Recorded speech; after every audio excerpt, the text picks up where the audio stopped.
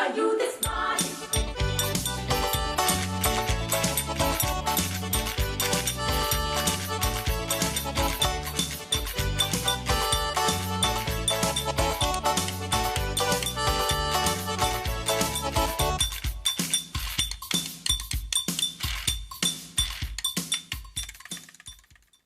Well, it's now 6:30 here in our studios, and a pleasant morning to you wherever you are. We thank you so much for choosing love on a beautiful today. Is what day again, Mr. Troy Gab?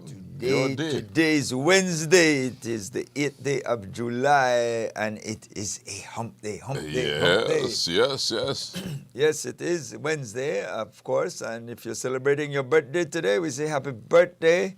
Want to take this opportunity to wish all our viewers and listeners a very pleasant hump day. And we welcome you wherever you are throughout the length and breadth of this beautiful jewel of ours. Those of you streaming in the diaspora, we're certainly glad you could join us as well. Wherever you are. Yes, sir. Love is everywhere. Number drawn last night was 27. 27. So if you won, congrats. If not, you could try again. And of course, tune into the draw tonight at 9:10 right here on Love FM and Love Television. If you're celebrating an anniversary today, well, we say we're glad that you stuck it out and you're still there. Of course, Chief, Yes, we're already in the second half of the year. Yeah, what me can tell you in Spanish, no? Yes, el man, número go ahead. sorteado en el bolido, el número 27, 27. El número 27 es el número sorteado en el bolido de anoche. Si usted ganó el 27, pues felicidades. Yes, Y si no ganó, pues puede probar otra vez, porque se juega otra vez. Yes, en, try en la again noche a las tonight. 9:10. ¿eh? Yes, sir. So what you got? What you got? Well, How things been Mr. going Troy with you? Gab, you tell me. What's new? What's new? You know, I have so many thoughts here. I don't know which one to Just pick one. Anyone will do. Anyone will be appropriate. If you're going to go through tough times, but that's life. But I say nothing happens to you, it happens for you. See the positive in negative events. All right. There you go. Yeah. All right. Things will Make always. sense? Yeah. There should be a positive. You know, you make mistakes, things happen to us, we learn from them. You know, when something happens to you, you can say, this happened, and you knock me down, and then I will stay down there, and that's where you stay. You tell yourself that's where you will stay. But if you are determined to get up, you know, it does two things for you. It changes your mindset because you're determined to get up. You're determined to move away from whatever is holding you down, right? And that determination in itself makes you do things that become conducive to your getting up, right? Right or wrong? So you go. You decide? Yeah, you know, because you're thinking, I'm going to get up, so you start to do things that will make you get up. But if you are lying there, or it could be a fall in life, it could be whatever it is that happened in your life, but if you're lying there, I'm just using that as an analogy, you're lying there and you're saying, okay, well, this is it, you know, this is it, and then it becomes the end, because you won't do anything to Nothing that has get up. happened so far has been the end of the world. So You it see? means that life will go on. So It will go on with make or sure- without you. Make sure you are with it. So you take care of yourself. You keep optimistic at all times that things will turn out for the better. And even if they, let us say for some reason, they did not turn out the way for the better, the fact is that the hope that you had that it would turn out for the better makes your being there a lot easier than if you were focusing on what is happening and the bad things that are happening. You understand? So it's always good to keep your eyes on a goal or moving towards a dream, thinking to make it reality. Yeah. We always look You for, as the proverbial saying, the silver lining. Silver lining. Silver And lining. visualization is a great thing, you know, Mr. Troy. You know about visualization, right? You want something. You want to build a home, right? You got to see yourself in that home. You got to see yourself where you want to go, right? Now, that doesn't mean because you see yourself there, you'll get there tomorrow. You got to work. You guys have started to work, but then at least you know what you're working towards. You're working towards that dream of being in your own Yeah. home, right? And the home that you saw in the dreams. Yeah. You know, you're working towards that. You have a goal, and it might take you what? Maybe it take you 1 year, maybe it takes you 2, maybe it takes you 5, maybe it takes you 10, maybe it takes you 50, maybe it takes you 20, right? You Yep. know, but it happens. You got to get start with the first step. Yeah, as a little boy, I dream of having a radio station or being part of a radio station. You see? So This is where you are now. it starts with a dream. 30 You know? some odd years Yeah. later, Yeah. 33 years later, this is Starts where with a you dream. are. But it all starts with a dream, and people will tell you it don't work. That can't work. That's impossible, right? Well, I guess worse than that is that you have obstacles. And you have obstacles because they will throw obstacles in your way. As you go along, people, for some reason, there are some folks who, They're instead of cheering you on, they're still will throwing throw obstacles. Yeah, well, they're still throwing it, but we're talking about us. Yeah. Yeah. Oh, yeah. I mean, I'm saying you never stop getting the obstacles. Then that's all I'm saying. But Not those- necessarily only here. But those obstacles would make you stronger. you Yeah, see. even when you think that you've achieved or you reach some pinnacle, there's something in front of you that you have to get over. That you have to get over. Some hump in front of you on a hump day. And that's what makes it challenging, and that's what makes it worthwhile. You know, to learn from every difficulty you encounter. You encounter a difficulty, you learn from it, and you go around it. Yep. You know, but the thing is to get the goal. 23 get minutes the to goal, 7 right? o'clock, Chief. We're there. Yeah, well, That's an obstacle we got to go over and well, go through. it's a good obstacle because Good. it pays the bill. We take a break then, Chief, with Okay, your permission. Let's do that. Then we come back, open the lines, Okay. and have some more discussions.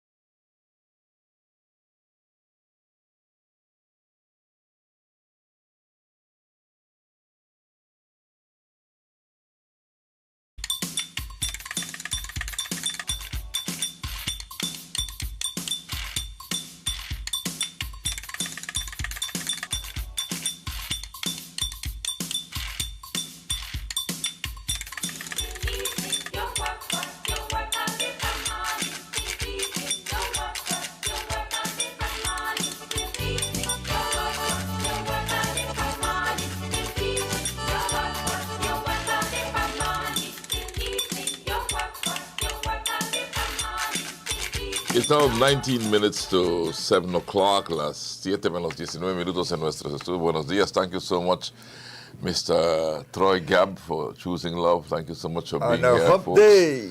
You know, let me tell Del thanks, you know Del? Mm-hmm.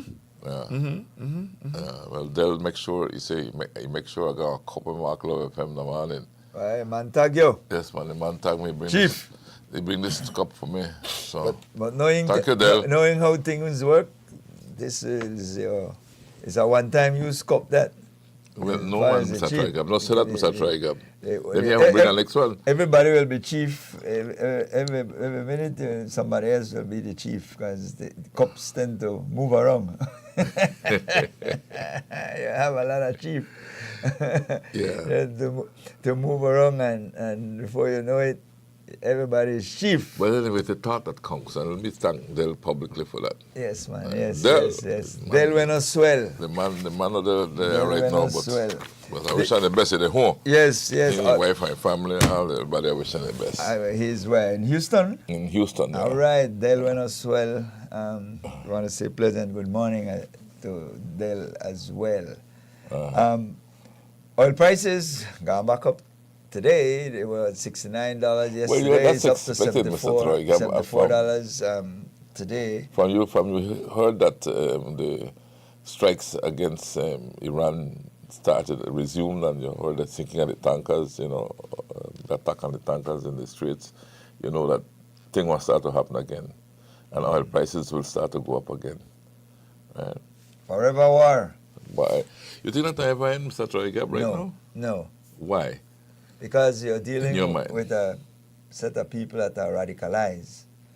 And their mentality is that they've gone through so much in terms of strifes and death. It's just like the Palestinian-Israeli issue. The Israelis have killed up so much Palestinian in terms of relatives, and so they would never be able to forget what you've done to their relatives, what you've done to their close ones. So they will always have that hate in their heart. They're hardened because that's a mentality that maybe so. We see it happen here. That's where haven't we heard over and over, persons in their late 30s, 40s, somebody run up on them and shot them.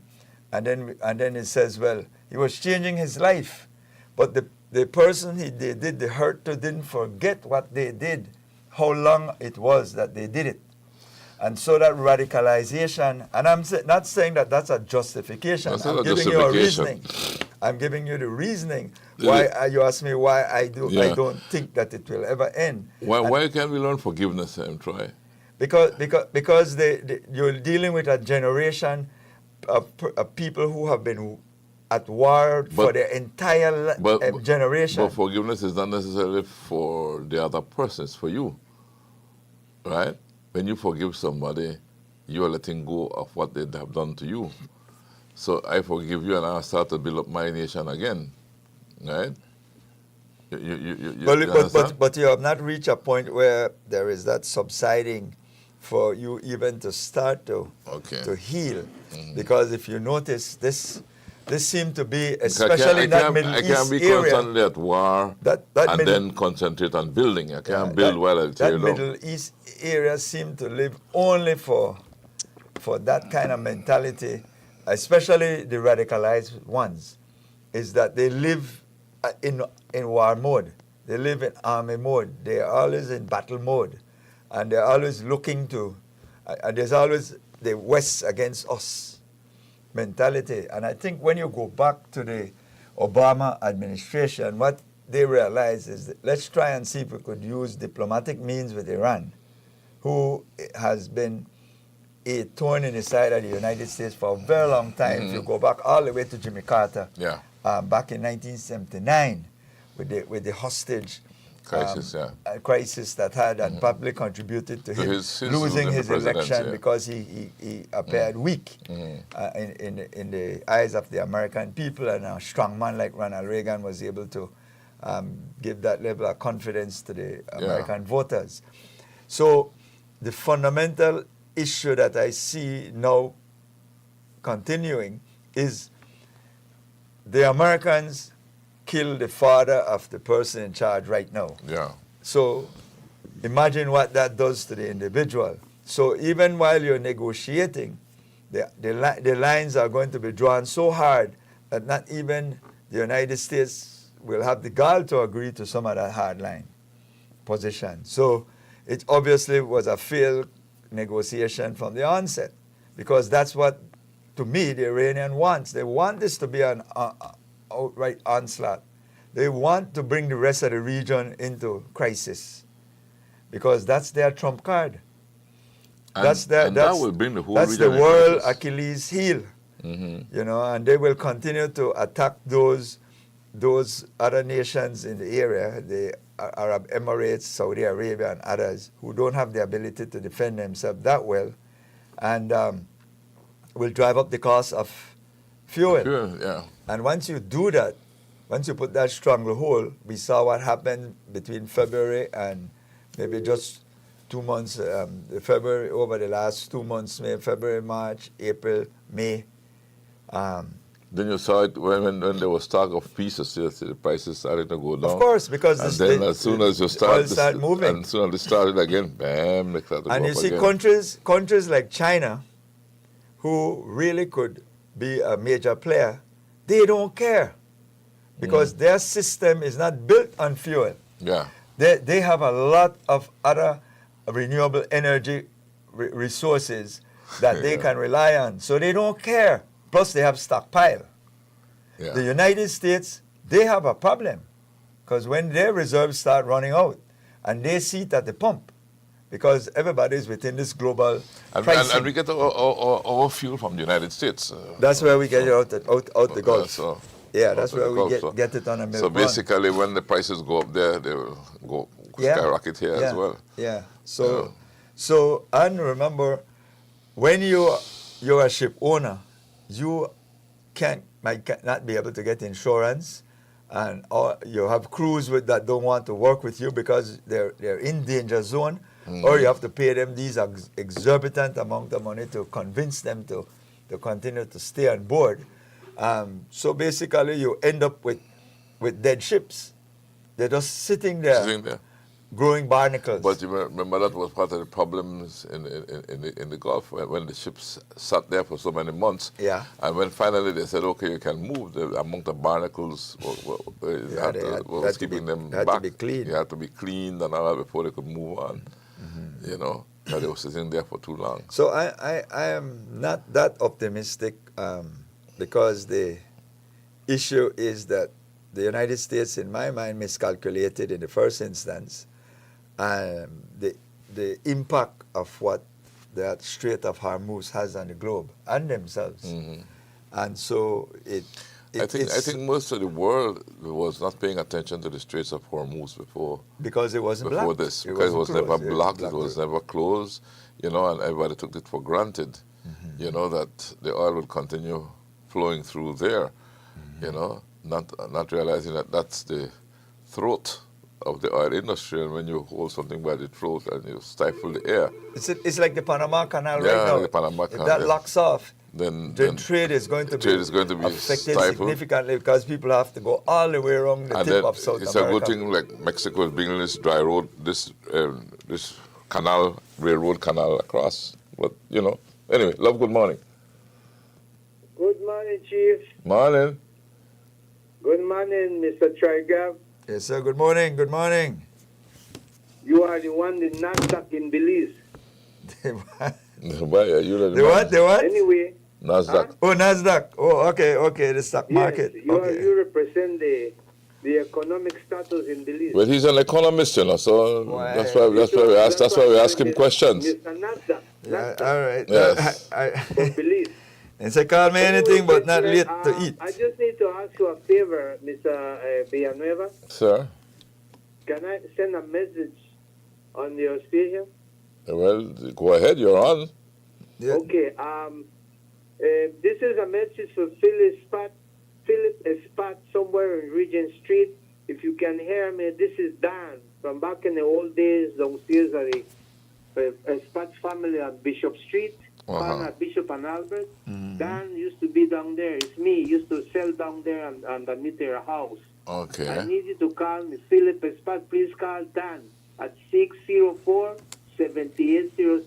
Thank Dan, you. Dan, Thank you, what the number again, Dan? Coniado. 604-7806. That's your number. You want him to call you at that number? Yeah, I need him to call me. It's Philip Spot. He's a brother of Jorge Spot, Marcus Spot. They used Yeah, I know Philip. I know Philip well. If you Yeah, we remember know the Philip. numbers at the corner at Well, Bishop Street. We know Philip. Yeah, we know him. Yeah, call Dan. Yeah, Dan. They call me Dan. My Dan. name, I don't know. They call they call me Dan, but that's not my name. All is Spot family. Dan the Everybody man, knows Dan- my name Dan is Banks. Adam, but they call me Dan. Dan, the man. Yeah. Okay. They call you all kind of thing, no? All right, Mr. Dan. Well, let's hope you Dan, get a call Ram. soon, no? Yeah. All right. All right. Thanks, man. Thank you very much. All All the right, best. big time. Yeah. Yeah, Mr. Dan. yeah. I was saying that Yeah, you were saying. that when you look at where we are now, because there's a cost for any war, the cost of armaments, Cost for anything, Mr. the loss Trigan. of life, because it's not to say that the Iranian people are not significantly affected by this. Of course they are. 90 million people live in that country, and whenever bombs are raining down, especially on your major infrastructure, it's going to cause You destruction. pay a severe price on that, Yeah, Mr. exactly. Trigan. Love, can I help? Morning, Troy. Morning, Mr. Rennie. Morning, sir. Calling about land department. What's going on at land department? You know, this I was there yesterday. Man, it says the place gets improved. It's getting worse to go huge. Issue now it's at Bad Street. Lands Department. I mean, it's really hectic yesterday. You mean it was crowded? It's not that same building. They moved across on the other side for temporary for renovation. But I mean, the way they did it is like worse than the hospital now. Oh, they've changed location temporarily. That's what you're saying? Oh, my. And second, I want to ask you guys. I mean, it would be nice, you guys, media should investigate or dry diving in some stuff that's going on around the country. I mean, I've noticed on the Hummingbird, someone is surveying not hundreds, thousands of acres, both sides of the Hummingbird, from the Blue Hole heading down to Persia. We want to know who is getting that land. I mean, the Belizean people deserve to know. Us Belizean trying to get a house lot, we have big issue with, trying to get a piece of house lot. But someone is getting thousands and thousands on both sides of the highway. From Okay. the Blue Hole We don't know the going private land on to that. Hershey. No. So this has to come out, and we need to know who, is getting it. Okay. Who is getting the land? Where is it again? On the The Hummingbird. Hummingbird, from the Oh. Blue Hole heading south towards Uh-huh. Hershey. The board. Okay. On both sides of the Hummingbird. People are living there? Or No, they're surveying. Someone is they're saying- doing the surveys? Yeah, but someone We leaked don't it know if it's out. private land or. I have a copy No, of no. everything. I would know. I mean, I- you guys should. If it's around the Blue Hole, the Blue Hole is a national. national monument, so you can be around the Blue Hole itself. And then you have St. Herman's Cave, and then there's a park there on the right-hand side going. From the Blue Hole heading south. So- Not- Oh, the not Blue coming Hole this way. heading south. The cave is on coming to Compound. Okay. Yeah. All right, guys. Have a good day. All right, thanks for calling. Okay. All right, well, Yeah. lines remain open until 7:30, right? Then we close up about half an hour, 45 minutes or so. Then we open up again. Yeah. Okay, Mr. Trigab. Indeed. Well, just to continue the conversation in relation to the whole concept of how this war affects us. We see the issue of fertilizer prices going up because a lot of the Ingredients, byproduct the byproducts, yeah, are of going to fuel it. comes through the They're straight- petroleum based. yeah, it's a petroleum-based item. We see all the other inputs because once fuel goes up, because Everything with carry if you look fuel at goes up. just Monday, Even chicken prices went up. Even insecticide spray. Yeah, everything is petroleum-based.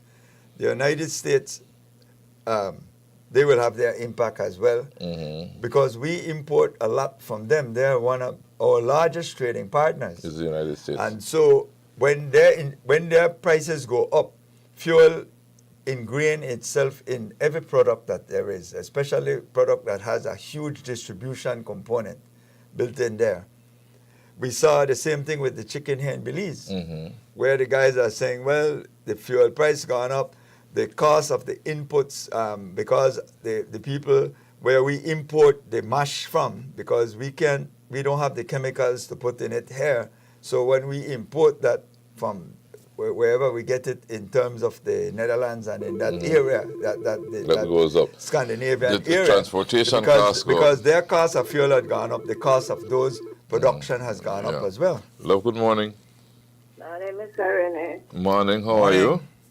I get up under the weather today. You get up You under could the... please tell me to hear anything about 47 Victoria Street. Yes. And maybe the minister come make an appointment with the gentleman man. I know. Charles Henry Usher now. I know. A few people have gone to check him out. Carl, as far as I know, they're working on that They're issue. working on it, yeah. I think primarily the gentleman doesn't want to move, so I think they're trying to work out. They're working out on logistics. I think even the Rotarians going to say. He don't want to move, but he have two places to move, so I don't understand. Well, that's what I've been. That's That's the I've been feedback we told, yes. try to get, yeah. And then we went, I think I got a feedback too. Yeah. So that's the information I have now. But I know there are people looking into it. I don't know as to Many how it persons will work have out. reached out. I don't know how Human how development, it will work all out. have reached out to me and gotten the information. So as far as I know, they would be looking into it. Yeah. I had checked with somebody and they said that they had contacted I the have some gentleman. pictures of the and house being inspected, you know, of the area being inspected and the size of the project and that kind of thing. Yeah. But I think it will start out very shortly. hopefully because things of get the started amount out. of eyes that's looking at it. They need to work along. He needs to work along with them, I think. It's now a minute or half a minute to 7, Mr. Triga. What says now that we take the break one time? And we come back. And then we come back and the lines continue open, right? We'll be right back.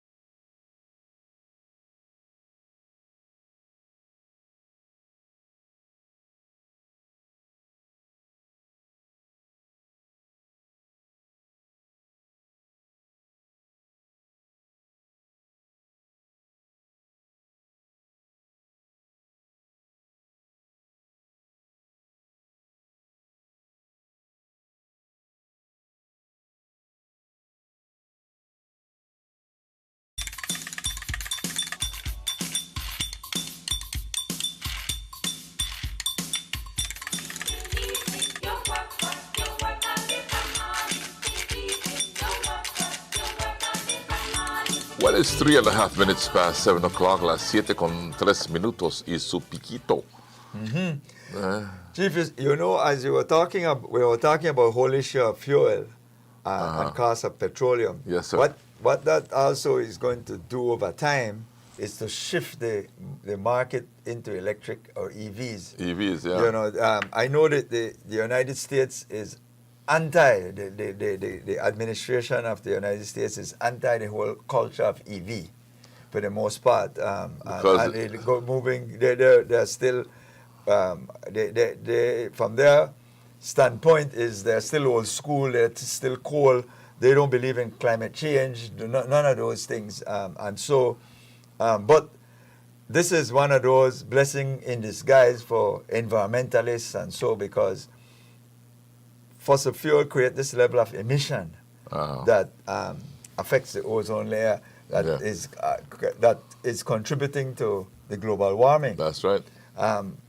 So you will find now, because of the economics of it, more less the environmental, but the economics of it, persons will start migrating towards hybrids or electric vehicles. I'm seriously thinking of migrating. Yes, because you're realizing now that the volatility that exists with petroleum.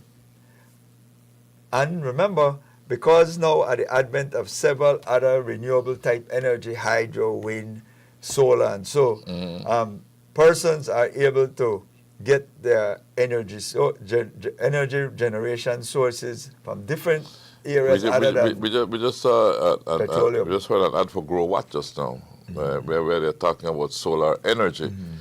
And then, you know, there are big operations in Belize that have invested in solar energy. I think of Silkgrass Farms right away, right?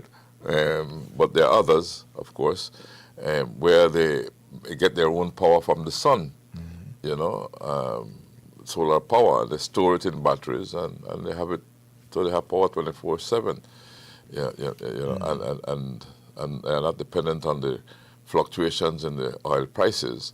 But then again, you will say that the oil prices may affect, if like for the EV, they have to plug it into some source or the other. And if you have a solar source, well, you're okay. But if you have an electric source, then but it's still far less consumption than the fuel. Well, the EV vehicles are becoming more efficient in terms of the distance with the batteries. That they cover the batteries. In terms of the coverage. And then the battery only charges the engine, so the electrical part, I mean the fuel, because when I carry fuel, the hybrids, right? And the fuel will only charge the battery when the battery power run out, and they use the fuel to start a motor that will charge the battery, so to keep it going. It's like an alternator. That's something like that. So, but that's why I understand. But the point is that from an economical standpoint, you'll probably start to see companies start to migrate to electric vehicles in particular, because of the share costs that is the benefit of the cost that's going to be derived from it. Of course, the next side is you get environmental improvement. It's environmental friendly. But some people will argue about the batteries and what you do with it. So listen, the bottom line is there is always going to be some issue that we have to solve. We started out where the batteries weren't able to take you long distances.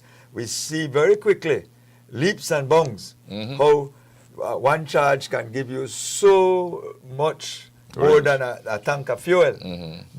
And so you will start to see charging station all over. Every gas station will start to put in a charging station, because that's another source of revenue for them. They can't allow that to drive past them. So you'll find those sort of innovations. Better you charge me $15, who'll charge me whole battery, make a run for the rest of the day. And the rapid chargers are now able to charge much quicker to get your battery up, because again, those are two areas that were terrible selling point, is the time it takes to charge and you don't get the distance. Much faster now, Mr. Trump. All of that is being upgraded There's rapid chargers now that can give you in 10 minutes, maybe take you up to 50, 3/4, 75% charge. So things like that is going to help. And so we already have the technology here. We just need to continue to get the improved versions. We see agents for electric vehicles all over the city now. And we see charging stations starting to pop up as well. Those are going to be prominent as a part of the fixture, because I think now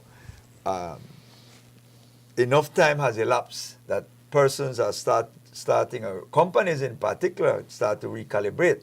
You'll probably start to see large companies like BTL, BWS, BEL, maybe Boeing and Boeing, anybody that is into major distribution will start to change out their fleet to be able to start to resemble electric as opposed to fossil fuel. That's so it can remain competitive. It may not happen overnight, but No, it don't it's happen a overnight. slow. Let's just say that. It don't happen overnight. Intentionally, it will happen.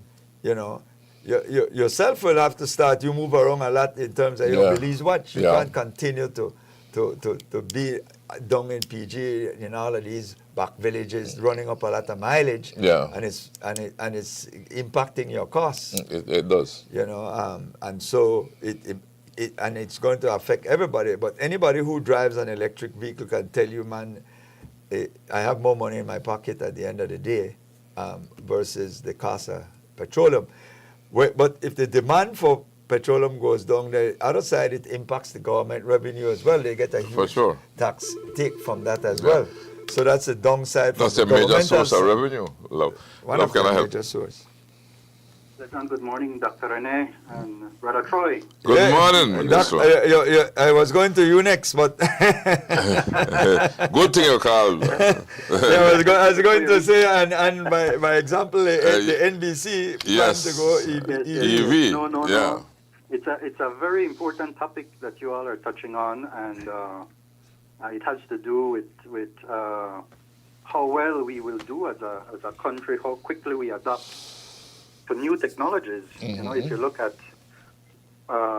development across the world, it is new technologies and innovation that drives that, right? How quickly you adapt, how able the citizenry is to take on new technology and to even develop new technology and innovate. So with respect to our policy at the Ministry of Transportation, the government of Belize, we're moving forward with transforming the intercity, which is the highway bus sector in the first instance. We already met with the village operators, and next month we will have nationwide consultations with them. Good. But many of them are very, very interested in what the pilot from UNDP, funded by the EU, has shown with the 3 electric buses on the highway and the 2 in the city. It is showing basically that the energy cost is only about 22% compared to diesel. So it's a significant savings, right? Yeah, 78% savings, man. And that is at our high energy cost, because our electricity cost is relatively high compared to other countries. Huh? Yes. So even with that, the savings are significant. Now, the plan with National Bus Company, as we build out into electric buses, is that the source of the power will come from solar, so that it does not rely still on these fossil fuel sources, right? Yes. And so it's a network of charging stations that we will have throughout the country to power the EV buses. Besides that, of course, the buses are quiet. They're much more quiet than diesel buses. They have far less parts. It's on average about 5,000 parts for an electric bus compared to about 20,000 parts for a diesel bus. Imagine. And with the engine itself, with a diesel bus, any combustion engine, you have your filters, you have your belt, you have a whole host of things you have to. Every 3,000 to 5,000 miles, you have to do oil change, servicing and oil and all that, right? Which again is Another fuel. benefit of the EV is that the braking system, when the bus brakes, the motor, that generates power. So that is captured back into the battery, Okay. and it helps to give more mileage to the bus, right? Mhm. So last point I wanted to make was with the batteries that you all were talking about. Uh-huh. So over the past decade and a half or so, this has been where technology, behind the scenes, there's been a race with the different types of batteries. The traditional battery will take a longer time to charge. It might be cheaper to produce, but it has a shorter lifetime. The newer batteries, like what are being used out of Taiwan or Japan, Or China. these types of batteries last twice as long. You can charge them in a much shorter time, like what you were saying, Brother Troy. Mhm. Normally a battery, it's advised not to go less than 20% charge, and then you keep it up to about 80%. Because you see what affects the life of the battery, and you see the opportunity I've had to learn so much, right? Share my knowledge. You're so very Something I didn't know knowledgeable. a few years ago, right? So I'm happy to share it. And so when the battery is being charged, the heat is generated, a lot of heat. And so that very heat affects the cells in the battery and reduces its lifespan. So that the newer technologies in the battery are able to handle higher levels of heat when it's being charged. And so it can be charged much faster. That technology, of course, it's cutting-edge technology, costs more. So the longer life battery will cost you more, but to purchase the battery itself, but it will have a longer lifespan, and you will be able to charge it in 10 to 15 minutes. You can reach back to 80% charge. Yeah. So these are the dynamics that are behind the scenes. And as more and more countries, I should say, manufacturers adopt these technologies, they become much more affordable to the regular citizens, so that they can then make that transition to electric vehicles. Huh? Yeah, indeed.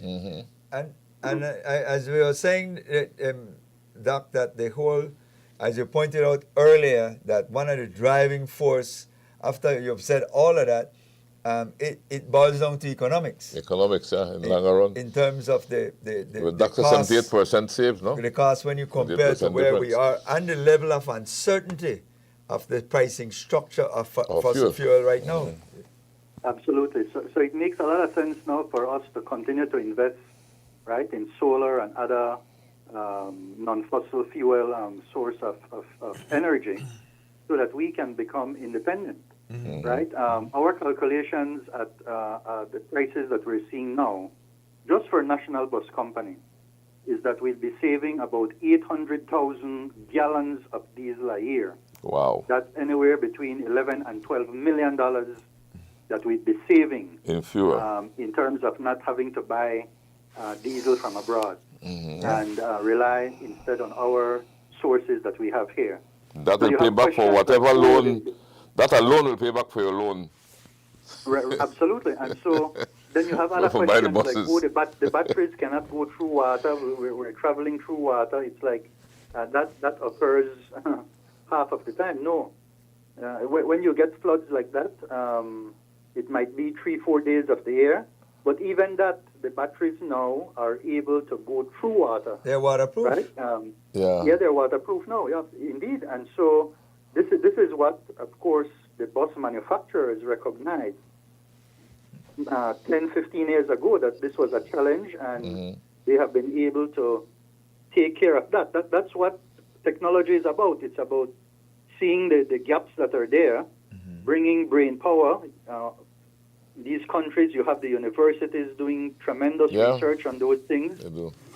partnering with private sector, and they come up with solutions, right? Well, And so that is what drives the economy going forward, right? Ideas converted to experiments, converted to actual pilots, the pilot projects then convert to something then that all consumers can use. That's the cycle of innovation, right? One of the things That's what we're seeing. One of the things I look at, Doc, as you talk about the whole issue of the flooding, and so many of the East Asian countries have migrated significantly in terms of public transportation to EVs, and they experience some of the worst monsoon, in the region. So they know that they have to go through flooded areas consistently. They have had more flooded period than we ever dream of in this region. And so Yes. they immediately recognize that was a And they know deficiency. that rugged terrain and and bad roads. and you liken that. I liken that to several other components. Take your watches, take your phones. As time progresses, phone and rain never used to go together. Watches and rain never used to go together, and eventually people say, you know what, water resistance. We'll have phone now that are water resistant. If it drop in a pool or in your toilet, you can grab it out and it will still be okay. Fry. Yeah. As you know, I listen in as much as I can to the program. I learn a lot every day from callers who call in and so forth. Yes. I think just yesterday there was a conversation about how we're going to develop and so forth. But I think an important point that needs to be underlined is that we need to switch from a pessimistic point of outlook of our future to an optimistic one. Yes. We must have faith in each other. We must see that we have had Belizeans who have come from difficult settings, who have excelled, who have overcome very, very challenging situations, and have done great and are at the forefront of science and business and service, etc., in Belize and around the world. So I encourage these discussions where we see that the glass, as you say again there on the show, half full. The glass is not half empty, it is half full. Yeah. And even if it were quarter full, it is not empty. So let us use what we have there. And by the way, there's research on how to use water to create energy, right? So just to the hydro is one. Quarter full, right? Yeah, what we could do with that is if you have an optimistic view of life, you see the possibilities, right? I'll just share this and then I'll sign off. Okay. When we were discussing the creation of National Bus Company, we had this big audience with all the bus operators, some of them sharing excellent experiences, etc. And you had some pessimistic ones who said, oh, this is a dream, this will never happen. With a waste time, don't be a dreamer. Start with dreams. My humble answer to them was, listen, respectfully, all great things that we have, that humanity has developed, have come from dreams. That's right. There were dreams that then were translated into reality. Now, the translation of that dream into reality is what matters. That's right. That requires a optimistic view of life. That's right. It requires then that you put all the pieces together, and that if you fail along the way, then it's a learning process. It's you not get up again and you try over. Thank you. You keep going until you find the solution to the problem. And if you don't fail, you can't find the solution. That is as simple as that. If you don't fail, sometimes you don't find the solution. How you find the solution if you don't fail? Absolutely. So absolutely. Failure is not failure. Absolutely. Failure is a learning point. So we can know what to do to find the correct solution and make things stronger. And it's experience, yeah. Go ahead, Doc. Correct. And we shouldn't be afraid of that experience, right? The very experience itself is life. It's life. It is using what we have and learning and being excited about finding solutions to things, right? And to serving people with the solutions, because ultimately we want more solutions to problems that will, of course, make life better for people. And that is the final reward that you get, is that what the effort you're putting in is making life better for people. Yeah, indeed. Yep. Thanks, Doc. Appreciate Thank the call. you all. Have a great day. And thanks for the opportunity every time. Anytime, Minister. You take care now. Thank you. All the best. Thank you. All Have a right. good day. Bye-bye. Yeah, just before Dr. Zabani had called, and that was where we were heading to show how we were migrating in terms of the concept. And we've been able to see the technology at work here right now with the pilot project. The pilot project, yeah. The issue, like I said, to come back to the beginning part of the discussion that started the whole process, it's as a result of economics. We are able to find a way to make our operational costs less. That's where we need to start to go to be more efficient. Good morning, Delroy. How are you doing this morning, sir? We're right here having a little weak cup of coffee. Weak? Weak? Why? Don't mix it too strong. It's hard to shake, no? I don't have them pretty cup like you have there. Why, thanks to Del, boy. Yeah, the chief has he have personalized cup. That's Del of Del and the Sensations here? No, that's Del from Texas, Houston, Texas. Yeah. A good friend of mine. Okay. Great cup you have there, and I hope you have great somebody sent me a song from Del and the Sensations. Well, you have Del and the Sensations. Sorry, you were saying, Troy? No, I said somebody sent me a song yesterday. I need to find it from Del and the Sensation, a new song that he brought out, kind of like dealing with the whole issue of the crime and violence and so. But I need to find it and maybe have them air it to kind of let listeners get to listen. Del and the Sensation had always produced great music. I think all the brothers are alive now. But no, I think Del had passed away. Del Smart. Yeah, Del Smart. Yeah, I think he may have passed. Okay, yeah. He's still alive though, right? Yeah, I would think so. I don't want to pass anybody on, so I don't want to miss. You don't want to pronounce anybody dead and they're still alive. Yes, indeed. But guys, I was saying, I was listening to the conversation this morning, and it's one of my favorite topics because I always believe that as a nation, despite the internal domestic issues we have, political and otherwise, we have to always keep our eyes on the big picture. And so you guys started off talking about the global situation, which again is in a position where it seems to be very volatile. In fact, it's exploding again. And so that will have a direct and indirect impact on the quality of life and everything else that we are dealing with here at home. And then I was inspired by listening to my former classmate, Louis Zabani. You know, we went to school together at Ecumenical College, and Louis has always been a very positive person. And so while we might for some time have been on opposite sides of the political fence, we always can agree on the big things. And Louis is that kind of person. And he's a person that is very methodical. He plans, and if you listen to him this morning, you know that he has a comprehensive plan where the public transportation sector is concerned. And I had no doubt about that from the beginning.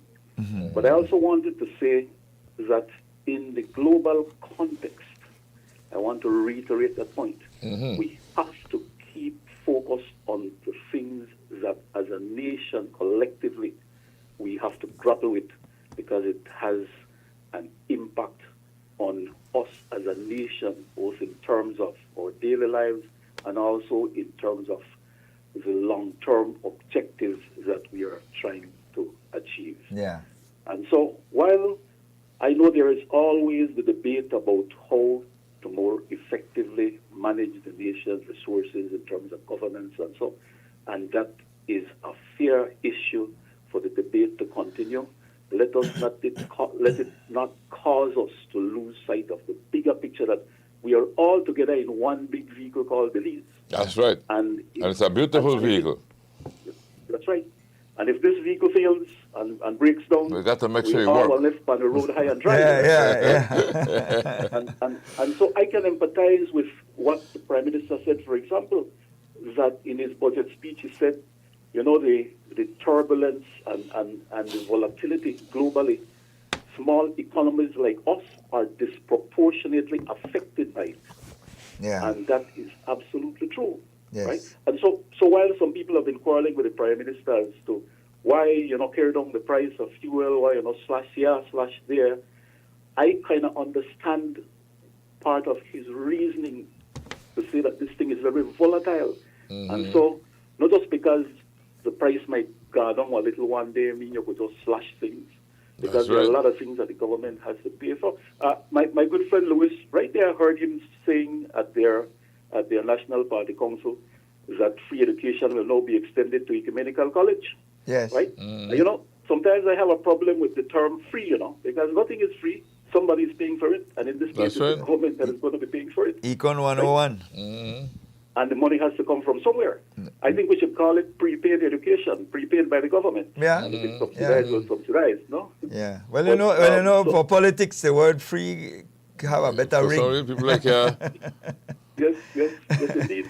It has a better ring, but I understand what you're saying. We have this way back from the 93 campaign and election where the UDP had started that concept of free education. That has always been the discussion that it's never free because Econ 101, there's no free lunch. Somebody is paying for it. Somewhere. Understood. By the way, Dr. Zab Right, texted and said he sent you his regards as well as Stan Creek Valley Boys. Who's that? I said Dr. Zab texted and said to share his regards as well with you as Stan Creek Valley Boys. Much appreciated, Doc.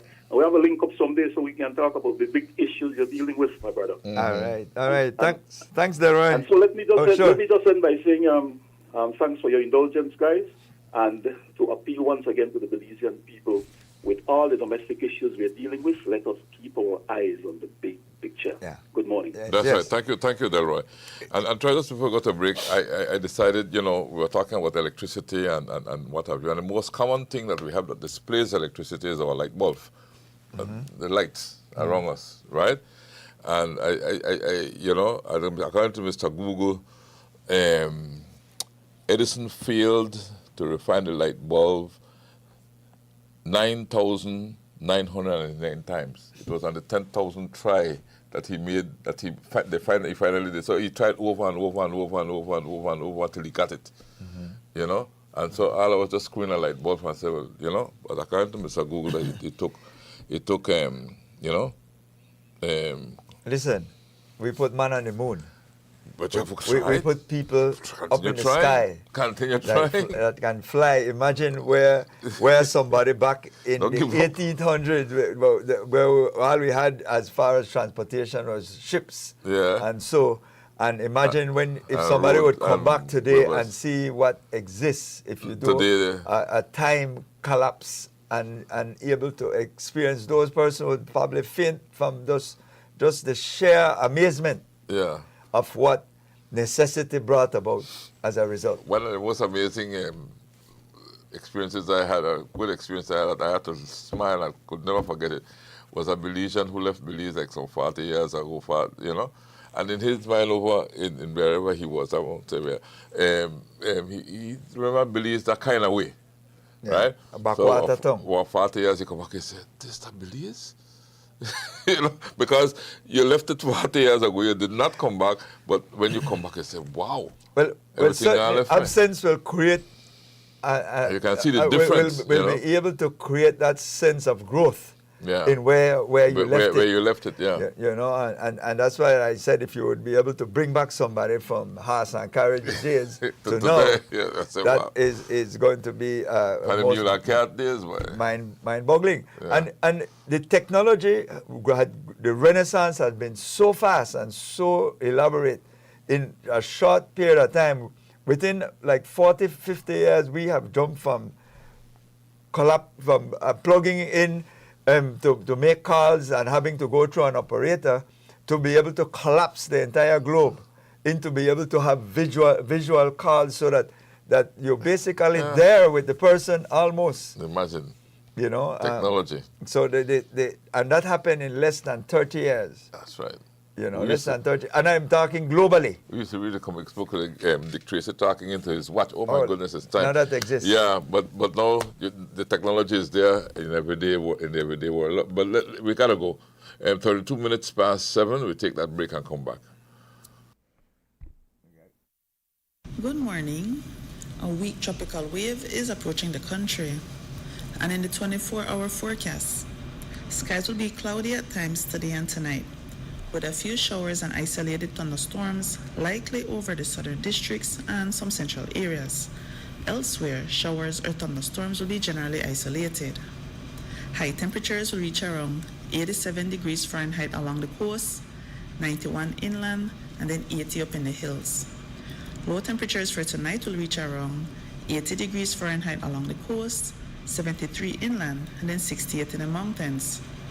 Winds over the open sea will be from the east to northeast at 10 to 20 knots, with sea conditions being choppy to moderate. Then, low tides occur at 10:53 this morning and at 10:07 tonight.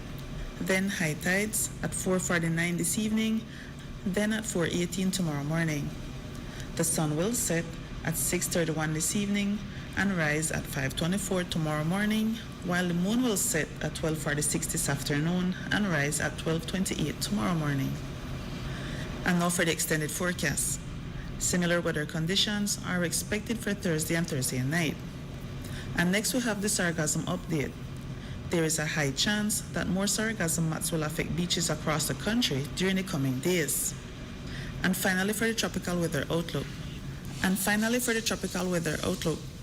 Tropical cyclone formation is not expected over the North Atlantic Basin during the next 48 hours. And this has been this morning's weather report from the National Meteorological Service. Pelican is more than just brood in Belize.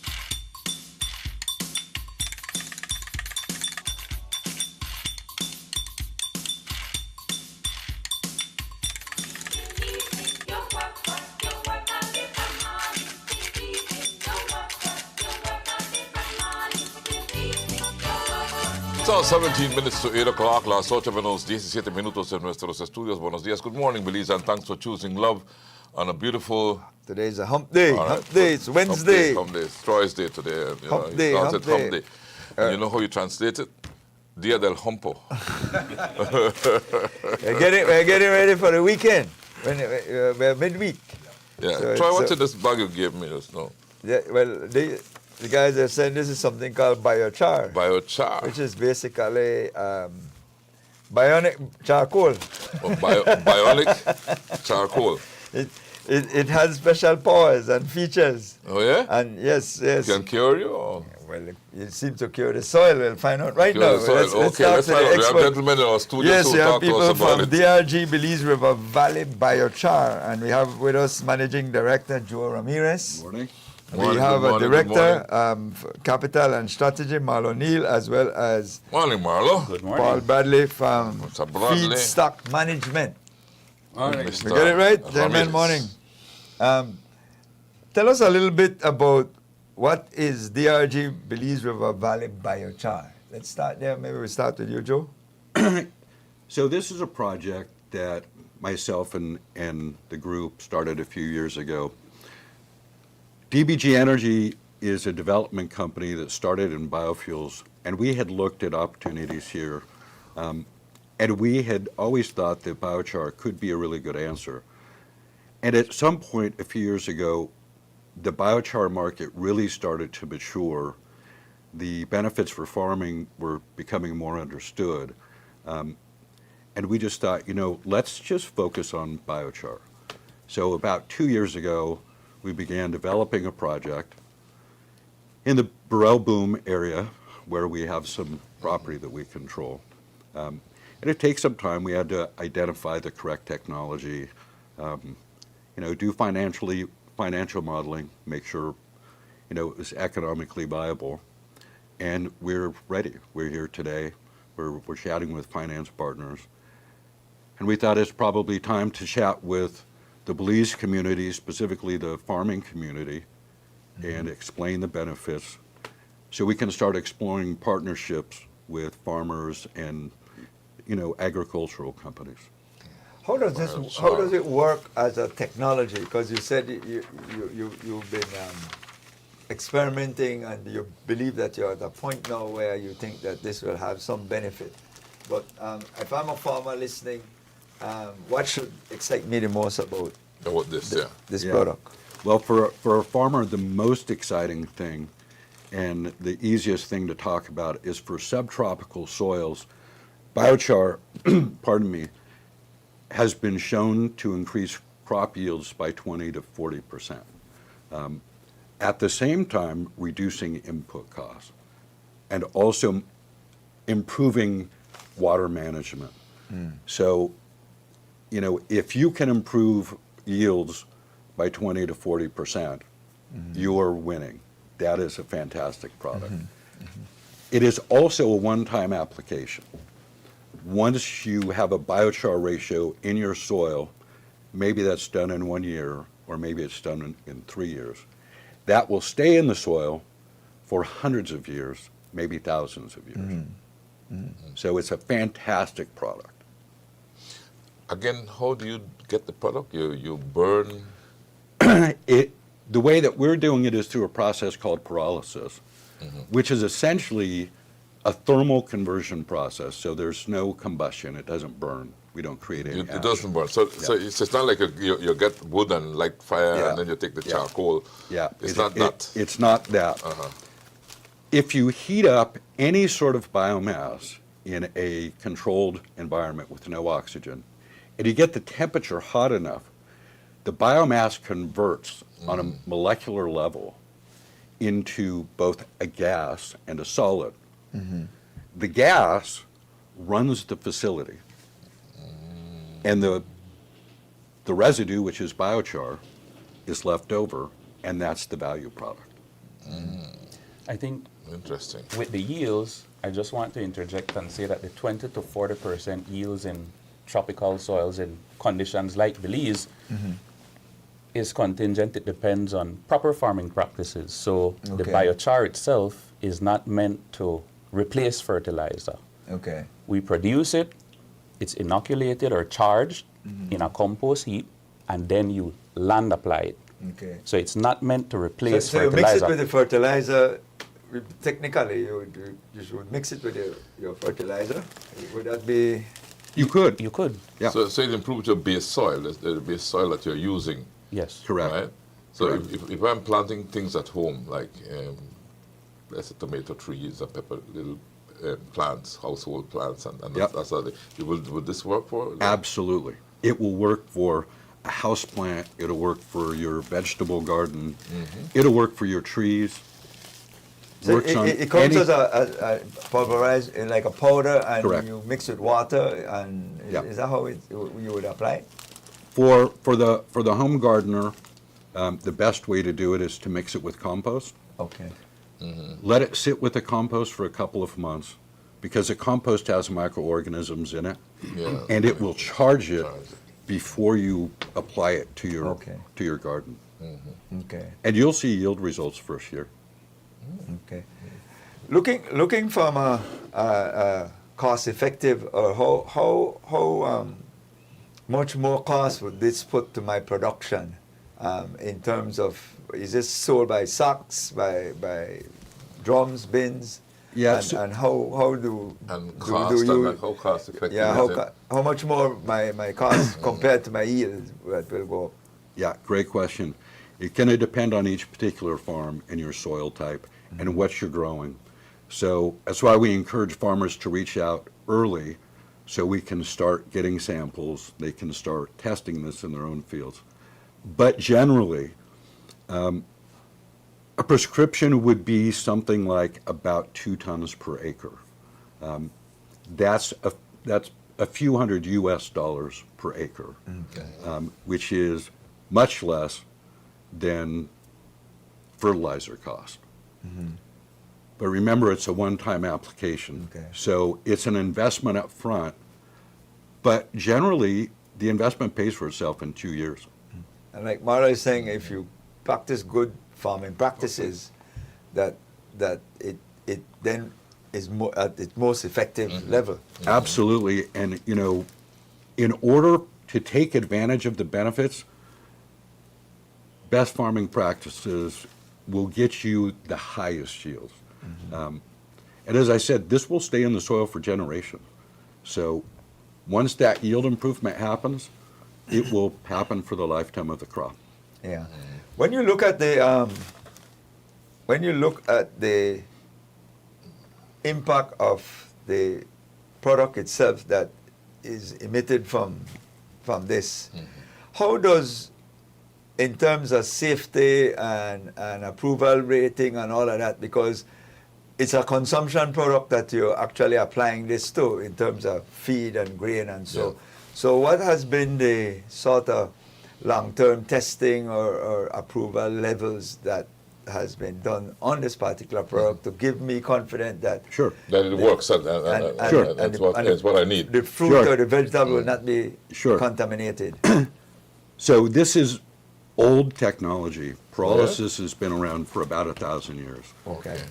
It has been around in a modern form for about 100 years. It has been used in agriculture for 500 years, but it has been used in commercial agriculture at volume for 50 or 40 years. So this is not new. Commercial organic farming has used this for a solid 40 years. We're just now getting to the point where we have technologies improved enough that we can make it at volume and still make it affordable so that it can be afforded by commercial farming. Yeah, yeah.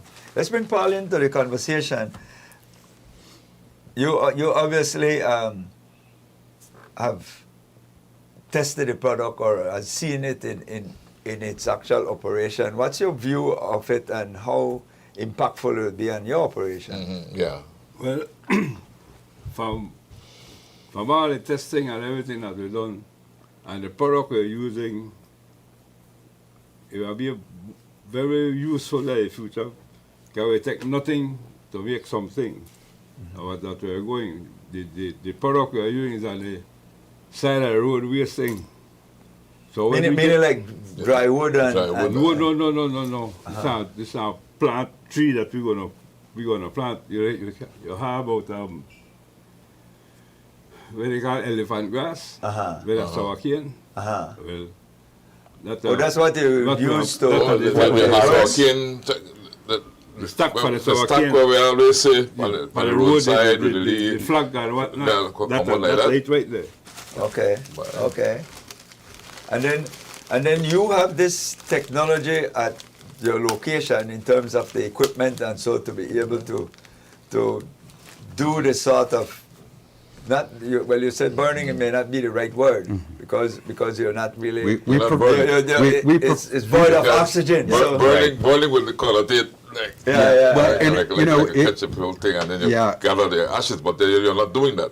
Combustion, combustion doesn't work to make this product.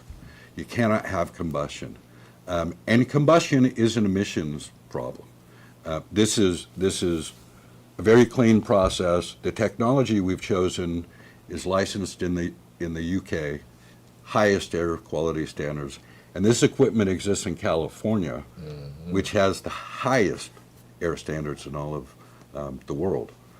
So it's very clean. So it's a fantastic process. We have chosen the technology. It's not here yet. We're hoping to break ground, hopefully at the end of this year. So when we... What's the long-term vision for all of this? Oh, yeah. Well, what we're hoping for, this is phase one of what we hope is a multi-phase project. For the amount of acreage, the farming acreage that exists in Belize, we would love to see this on every farm that finds it useful. So we can increase the yields, the productivity of the agricultural sector in Belize, which is just be fantastic for both the farmers, the country, the economy. And a portion of this will likely be exported to the States. This selling point for this primarily would be that you would be maybe using less fertilizers, which is more a contaminant than a natural product because of the sheer way how fertilizers are actually made and Correct. All input costs will go down. Depending on the crop will depend upon which rate, but all input costs, so fertilizers, any nutrients that you're putting in the soil will decrease. Is there any identifiable crop that you feel that it worked wonders with that you may have found out through your testing? Like the sugarcane industry, for example, which is a big... It's been widely tested on sugarcane. Now, it's important, and it's important for your viewers to know as well, every different biochar, depending on the feedstock that you start with, is going to have different characteristics. Some are going to be better for crop A versus crop B. We've not tested this product on sugarcane yet. I know that BSI has done some testing, and I think they're researching producing some biochar. It's fantastic for sugarcane. It helps to mitigate fusarium. It's great for all citrus. It's great for bananas. It's great for any vegetable. Okay. Now, I understand there might be some environmental benefits using biochar, like carbon credit removal and Yeah, and that is kind of correct. thing. Or obtention. Yeah, You know, so- how does that work? So that bag is about 86% pure carbon. Actual physical carbon you can feel and touch. When you land apply it, it is considered to be sequestered carbon. If we're fortunate, we will be able to generate carbon credits with that. If you were to get all the farms To use that as against involved. Yeah. slash and It- burn and that kind of thing. It has to go into the ground, and we have to go through a major certification process we spoke about earlier. But we're pretty bullish that this will generate carbon credit. Okay. And the carbon credits, the carbon credit component is more or less what subsidize the local costs. So we can supply it to large farms, but also the medium size and the small farmers and households as well. So that's a significant component in the entire model. Yeah. Yeah. Yeah, because that's what a chunk would be a chunk of your revenue over time. Well, we're hoping so. Yeah, over time. The project is based in the Belize River Valley, right? Correct. Maybe we could highlight some of the benefits some of the residents of the Belize River Valley will be obtaining from this, like job creation and opportunities that this new venture will open up. Yeah, so at least in phase one, we'll probably have about 20 employees. They'll all be high-paying jobs. We'll have a couple of very specialized jobs, at least one engineer, maybe one or two agronomists. Our intent is to be a Belizean company, so we don't anticipate bringing any foreigners in. If we grow to where we think we could, in phase one, we think we can produce about 15,000 tons per year. We think it's possible to potentially produce about 100,000 tons per year here. So from an economics and an employment level, we're talking about potentially about 100 people. And then the further economic benefits, apart from the direct employment and the foreign direct investment into the country, there's also the foreign exchange component because a portion is sold in the California market, and then If it it's something is- that you will be able to export. Export it, yeah. right, and also if it is we're talking about inputs and we reduce the inputs of fertilizers, that's imported and that's a foreign exchange drain as well, so we save on that component. And then of course there's the increased productivity of the farms and the farmers, which is, as you know, a significant portion of our GDP and supports tourism, local industries, the hotels, and so forth. Yeah. Sounds like a good project for the In- Belize in the- River Valley. Exactly where in the Belize River Valley will you be? We're headquartered? in the boom area. In the boom. Outside of boom a little Outside bit. of boom. Yeah. Okay. And how does that work, Paul, in terms of, you're saying all the raw material is right now available kind of like in the wild. Is that product cannot be plantation based as Yes, well it'll at be some point? that should- plantation. Yes, that's the goal right now. I got go collect, then we are plant the banks and continue. Okay, And okay. You have on 5 acres. Eventually, along the road, you have on 5-10 acres. You might want to plant. The kind of stuff for planting, you don't take nothing but to put it down. You don't need no fertilizer, no Just put it insecticide, there or no and nothing. reap it. Okay. Right, okay. so the 5 acres piece of land have this alone could be worthwhile. Okay. Right, the 1,000 acres of Mr. Wait. Chief, Try got to to plant more it out. acreage. Exactly. when the shoes switches. But coming back to the economical benefit, because we saw the issue as it relates to the chicken right now, because the mash is being imported into the country, and all the impacts of the world upheaval drives up the cost from their suppliers as well, and therefore impact the product costs. Yeah. Coming back to what Marlo was saying as it relates to the benefits that you will be able to get, do we see the substantial reduction in total operational costs? So like when you look at, say, an operation from, say, the Mennonite community at a large tracts of farming, do you see the ability to kind of get them totally convinced and move away from that technology that they were using, or how they would dovetail this to enhance their productivity, their yield? Yeah, I believe so. So there is there are a few Mennonites that are producing some biochar at a small scale. I can tell you that there's some Mennonite groups in the Midwest that are producing biochar at a large scale. So this is not new to the Mennonite farming communities at all. I see. One of the difficult things is getting it at volume. It's pretty simple to make at home. You can't make a real high quality biochar, certainly not quality enough to generate a credit, but quality enough that it will improve your yields. But to go back to your initial point, and we talked about this yesterday. One of the largest costs, if not the largest cost in farming, is fuel, is energy cost.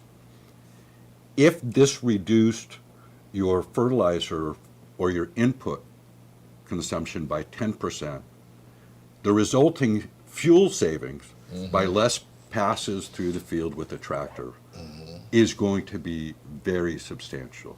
And especially, I don't know what Belize diesel cost is today, but in California it's about $6 a gallon. Very costly. Yeah, well, we're almost $15. We're close to 14 Belize dollars. Yeah. So you are $12 Belize dollars, and we are 14 Belize dollars. Conversion. $2 more. Is there is there a way the application has to be mixed with the compost? Can this be a crop dusting kind of product, or this is doesn't serve well for that? Theoretically, it could be. So, in order for it to be applied practically, we want it to be charged first. In other words, we want some sort of organism already living in it. Okay. You can do that. Compost is the easiest thing. Mixing with compost, right? Then it works. Because compost already has those organisms and things in there. So they'll occupy the space before you put it into the field. You can do it with liquid fertilizers, you can do it with manures, you can do it with what they call compost tea, lots of ways to do it. Now, you could direct apply it straight into the ground, but if you do, you will likely see a decrease in yields the first year, because those beneficial things that are in the soil will go to the carbon, and not the plant. Okay. Because it's a magnet. Good point. Yeah. So we want to have it charged prior to application. Okay. So when you put it in, you mix it to compost already, and everything before when you're I was thinking because it's not easily practical if you have a huge tract of land, 10, 15, 20 acres, to be going around and just watering it or placing it in the ground. It's not efficient. So normally you either crop dust as you would, or you spray, especially any sort of mechanical fertilizer spreader. Broadcast. That'll work fine. It'll work fine. Yeah. Okay. Because, like I said, the whole idea is to continue good farming practices in order to have this. So this would be like a supplement, an enhancer, to the soil itself. Yeah. And then eventually you migrate up to get it accepted as a sequestered carbon to be able to to get carbon credit sale on it. Okay. Well. So when will all this be up and running? Yeah, that was. Well, we're hoping to have financing complete this year, break ground early next year, Early next year. and that means we'll be in production By prior when? to the end of next year. Breaking Yeah, ground that's mean what? That Starting the to new start- equipment, and so Yeah. the equipment you need. Would, Yeah. Would be put in place. So what you did to And so you generate start this? growing, you this start is to growing. imported, Yeah. Just, That was produced here. produced here. Yeah. So we did that in homemade retorts, which Okay. kind of mimics a pyrolysis unit. Okay. That was our initial batch for initial testing. Okay. Then we actually sent samples to a testing facility in Southern California called CHE Furnaces, which actually has a bench model that we used. Okay. And that ran our feedstock. And then that feedstock goes to laboratories so we can see what our biochar looks like. So that has been fully tested, verified by a third party. Fortunately, that feedstock, that reed grass or that wild cane, it makes a high quality biochar. And because it has a low hydrogen to carbon ratio, it will stay in the soil for likely 1,000 years. Okay. So once you mix that in with a Trigab, you're okay. Yeah. the equipment will be here very shortly. So we hope to be hearing more from you all very soon as to when you're breaking ground and getting the operation going. Well, we're very excited. Thanks for having us on. You this have to morning. stop cut Thank the you. side of the road. I've got different things. Yeah, we cut. You can't throw letting nice. Can run the bush hog through there now. The money. Different thing. We start to harvest it now. Yes, yes, Okay. indeed. Yeah. No, I think it's a novel idea, especially that you're going to be using product that we have right now that is Well, just and will grow, just grow. it's just wild. Yep, It's yep. just- That's how they just- where you could just say, put it and don't worry about it. Yeah, and it You seemed know. to grow like I want to chop it to come back again, Yeah. like the grass. Yeah, Like, so, yeah, So you cut and it grows again. You Yeah, cut grow and it again, grows grow again. again. You So harvest and it continues every time I growing. cut, I breathe the money, right? Yeah. Yeah. So you can't lose You with can't that. go wrong with it. No, you can't go wrong. It's a good move. Yeah, and the upside for me, you're saying that the Mennonite community is already, in some sectors, using it already. So this is not a new introduction to them in terms of this concept, because is they correct. would be your biggest clientele in my mind, because they have the largest tract of farmlands around in Yeah, terms that of is correct. accumulated amount. Very good for the Belize River Valley, Mr. Troy. Well, yes, just yesterday we were talking about them used to be the bread basket in the early days. Well, I always say, Yeah. I said, one time you used to bring product of Belize and carry back money. Yes. Now you have to bring money to carry back But product. product. The Exchange. Yes, See them back, man. thing changed. Now we have to try to change it back. Yeah. 'Cause, well, I know that one or two big farms in that area as well that is under operation, but the reality is that you need to get a lot of small farmers, Farmers back involved. involved. And with this, to increase your yield, then it makes it a little bit more worthwhile. Well, we certainly want to thank you guys for coming in this morning and sharing this technology. Any last thoughts or parting thoughts? Not last, but parting thoughts that you Yeah, like to not share with last. us. No, I would just say that we're very excited about this project. We have been for a long time, and now that we're here at the finish line, it's very exciting to be talking with your viewership, and we're looking forward to getting to know farmers and getting some testing underway. Yeah. Well, for you and Well, I feel good to bring something to River Valley. Yeah. I want to say hi to the folks in the River Valley before you go on. Yes, morning everybody. And A prosperous day. Uh-huh. All the cattle man and keep on the head up. Yeah. That's on the disease in River Valley now. Yes. Yeah. It's Wow. very compelling for the economy. We've always spoken about Belize being the breadbasket, and we've always hoped for opportunities to increase our productivity as far as agriculture and develop a true export market, particularly for the Caribbean. This, I think, is a foundation. It's a start. It's certainly not a cure, but it's a step in the right direction. And as a Belizean, I feel proud to be a part of the project and Yeah. look forward to the economic benefits that it brings to the country. He was telling me biochar provides long-term physical and chemical improvement to the soil. That's right. So it's And please check out our website, dbgenergy.com. We have resources there as DBG. DBG. Say it slow. D. Dog, boy, girl. DBG. Energy.com. We have resources there as well, and we'll add some more resources with scientific studies that talks about the improvement in tropical soils. So those are peer-reviewed studies. It's not just anecdotal as far as the crop yield benefits. These things have been studied. And UB, I think, has done a pilot as well. And people send me all kind of thing. Yeah, that's correct. And I think that pilot is on the site.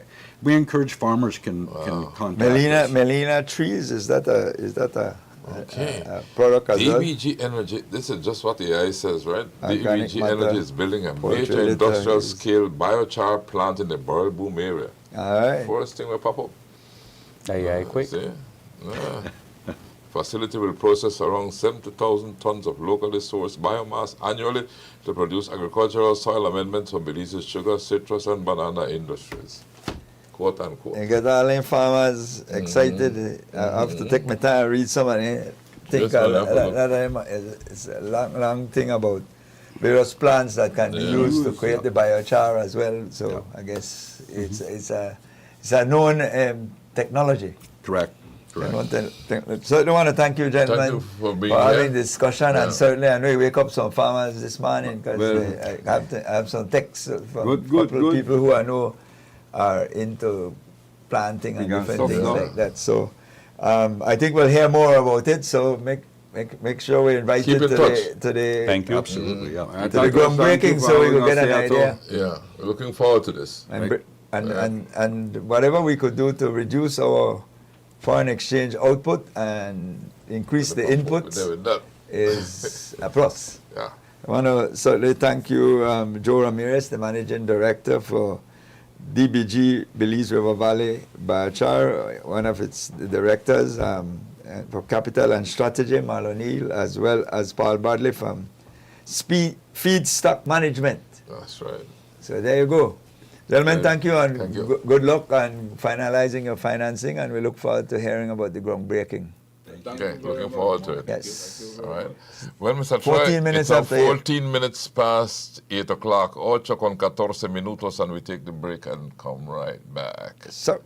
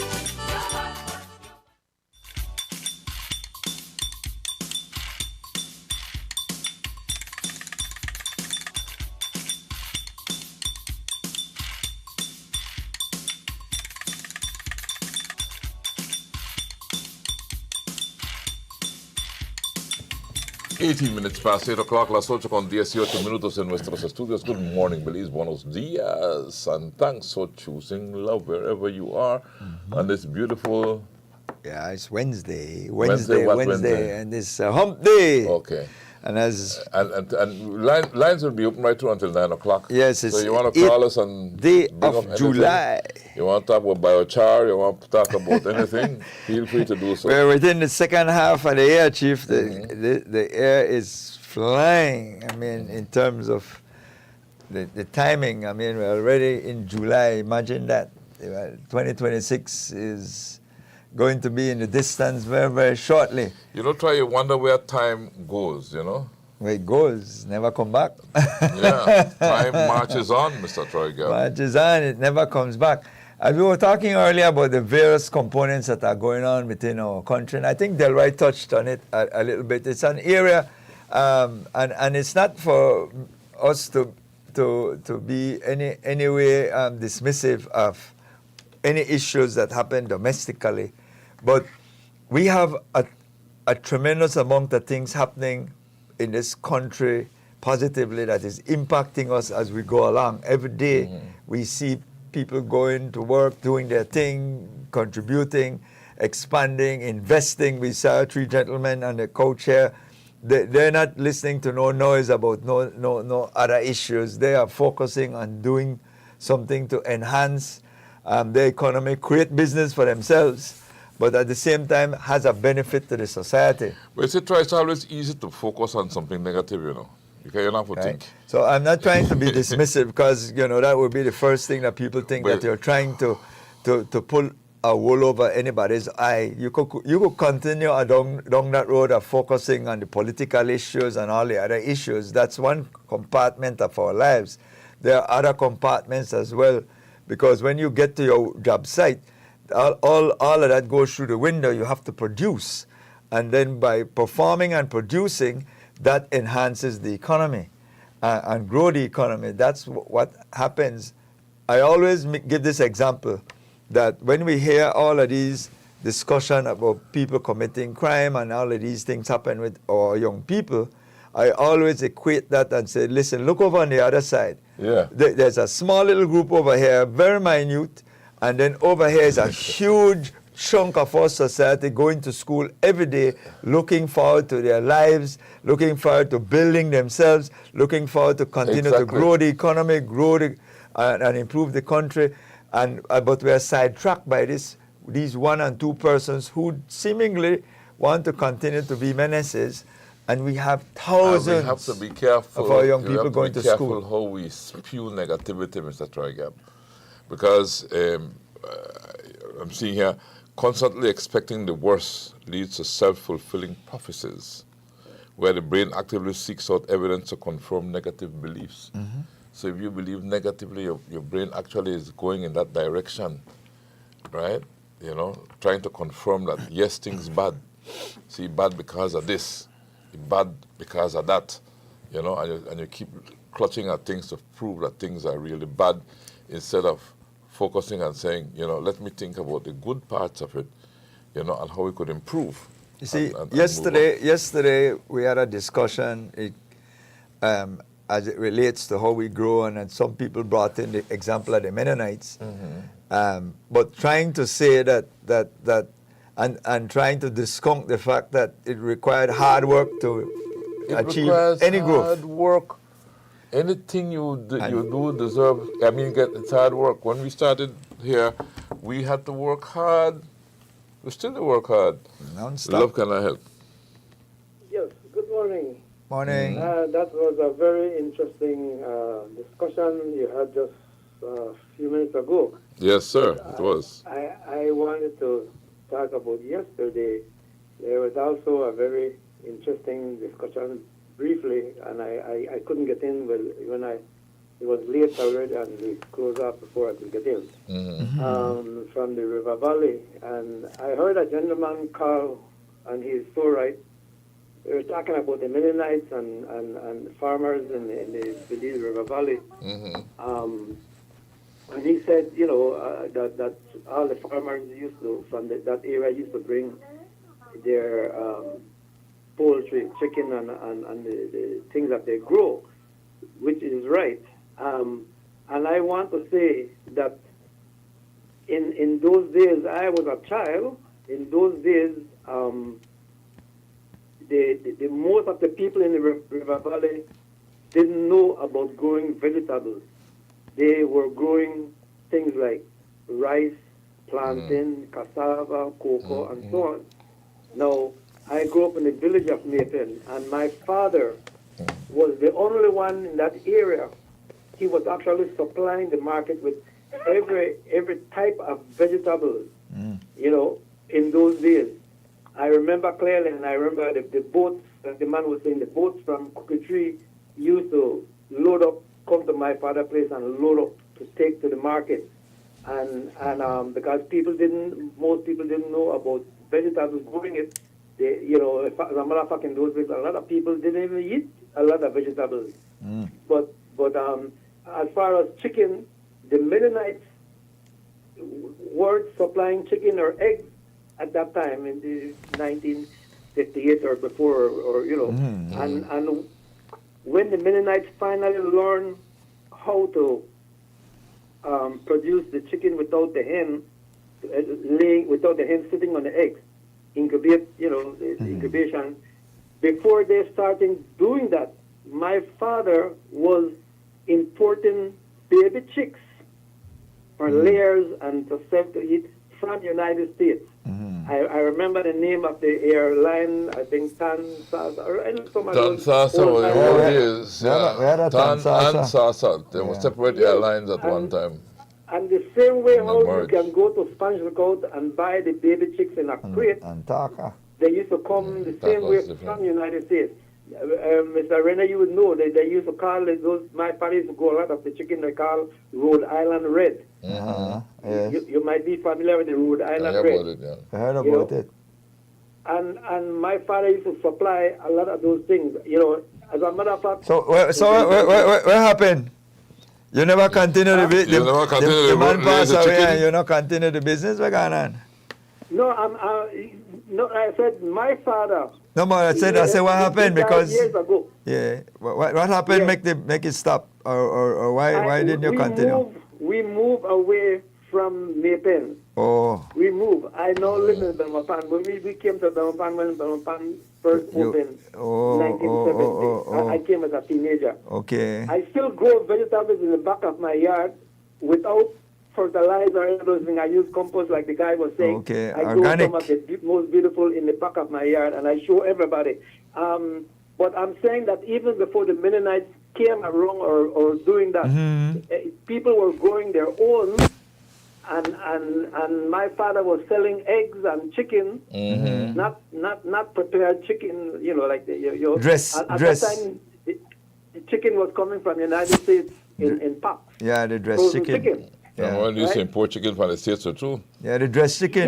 Yes, that neck and back and all those kind of things was coming from the United States. Dressed All the chicken. stores were selling that kind of But the chicken. little local fowl in the yard, me nicer, man, always. Right, there was a big market for local chicken, turkey, and everything. You right? remember, I don't know if you remember the days when we used to go to the market and buy the chicken with all the feathers on, and take it. You take it home. I mean, I hate to say this because it kind of rough then time when they take the machete and chop off the chicken head. But that's what happened right but now. That's what happened, right? But you know what? You just anyway, you cut off the chicken head, and then you put the chicken in hot water so you can pluck out the feathers. How have we been through that? We've been through that in the old days, no? Yeah. Yes, but I'm saying that before the Mennonites. And that wasn't the discussion though. The discussion was primarily what happened. Why did the River Valley stop becoming the breadbasket as was being promoted? So that's why my question to you was, why didn't you continue your father's business? That's or what right. happened why your father's business stop it? didn't continue? Is it that you got urbanized? With that? No, like in my case with my family, Maypen, the village of Maypen, was a major part of that village was a family-owned land. This was between Swayze, Mokolok, and Burns. A major part of it. Okay. Hello? Yeah, we're Yeah, listening to They're hearing you. because of you know, relatives from the United States and those areas who want to Migration cause to the U.S. who want to cause Oh, problems okay. in So that's a Canada. land dispute. Yes, my father was the kind of person he didn't like those kind of things, and he just popped up one day and said, "We're moving." Oh, my. And we Okay, moved, okay. We moved to Biscayne. As a matter of fact, the village of Biscayne, we were the first family to move in Biscayne. And Mr. Renner, I can sit with you and give you history of all these things. Yeah, But we need- Belize what? You need to only believe us for the Ravali men. Yes, a lot of people start following from Maypen, and that's why Maypen village was, everybody left the village. Just a few people left there in Maypen. Everybody moved to Biscayne village, following after we move away. The Biscayne was named by my oldest brother and George Price because he just came from Florida, Biscayne, Florida, and visited up there, and he saw all the pine trees, and he said, Oh, this reminds me of Biscayne. Biscayne, Florida. So I know how the village was named, how it was started, everything. But I'm saying that in those days, the people in those areas, all they planted mostly was rice, beans, corn, and ground food. My father never used to plant rice. He used to plant corn, but for our own consumption.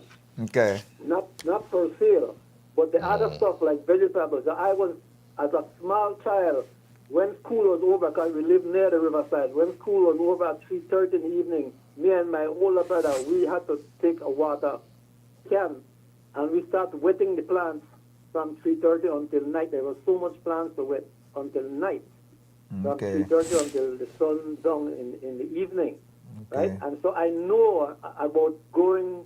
My father never used to waste anything, grass, everything he used, just like these people are talking. Okay. He used the grass, the old sticks, you know, everything, and never used to use fertilizer. And he grew some of the most beautiful vegetables you can see. And Mr. Price, who was premier, used to visit our place. He used to take some of his ministers to cabinet to see how my father was going, because he was very close to my family. Okay. You had Mr. Freddie Hunter, you had Louis Sylvester, and Mr. Rogers, and Mr. McCoy, and all those people. Oh, great, George Price great. would take them up there to see what my father was doing and try to encourage them. You know, so I can give you a history. Of Okay, we'll work on that. We'll work on that, Carla. Complete. Yes. You know, so whenever you want, I can give you a call whenever, and we can discuss, because I have a lot of history about that. A lot of people forget, and we need to talk about those things where everything was coming from in those days. Yes, sir. Gotcha. Thanks so much, caller. Thanks for calling. Well, Chief, we need to take We'll a quick break. Quick break and come right back with more calls.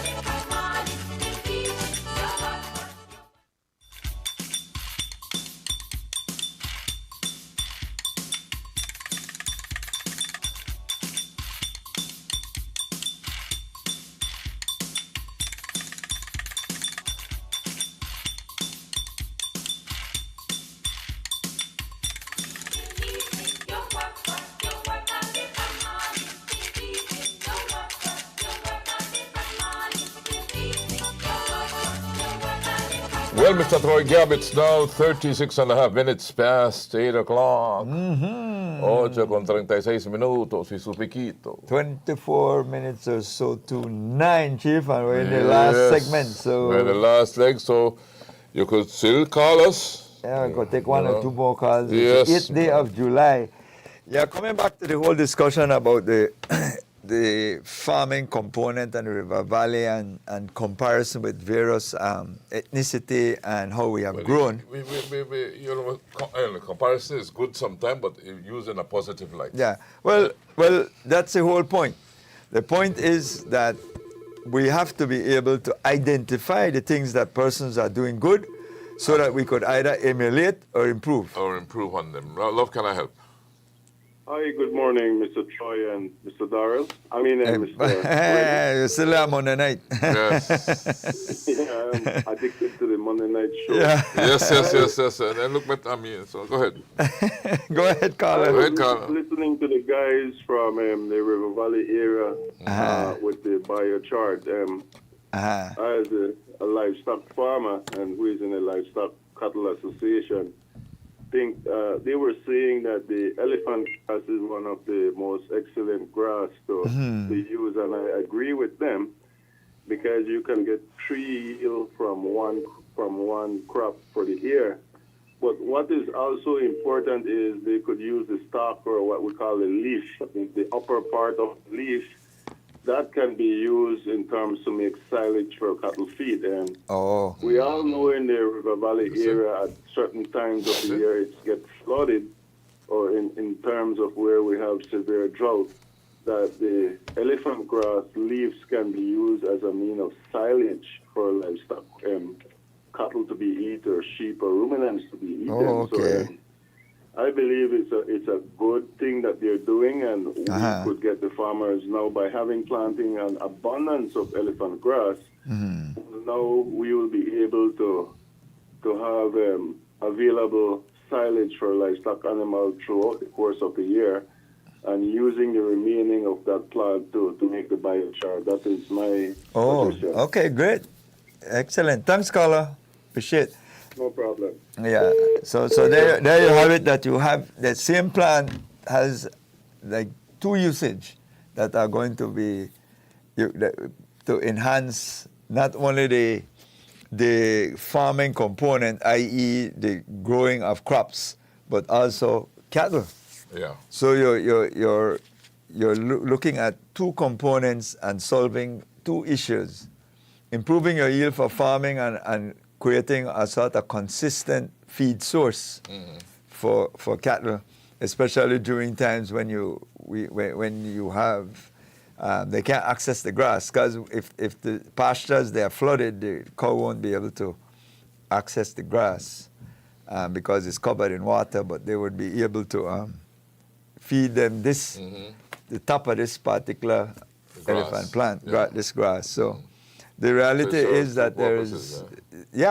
And that's what we need to start to continue to do, and I come back to the conversation because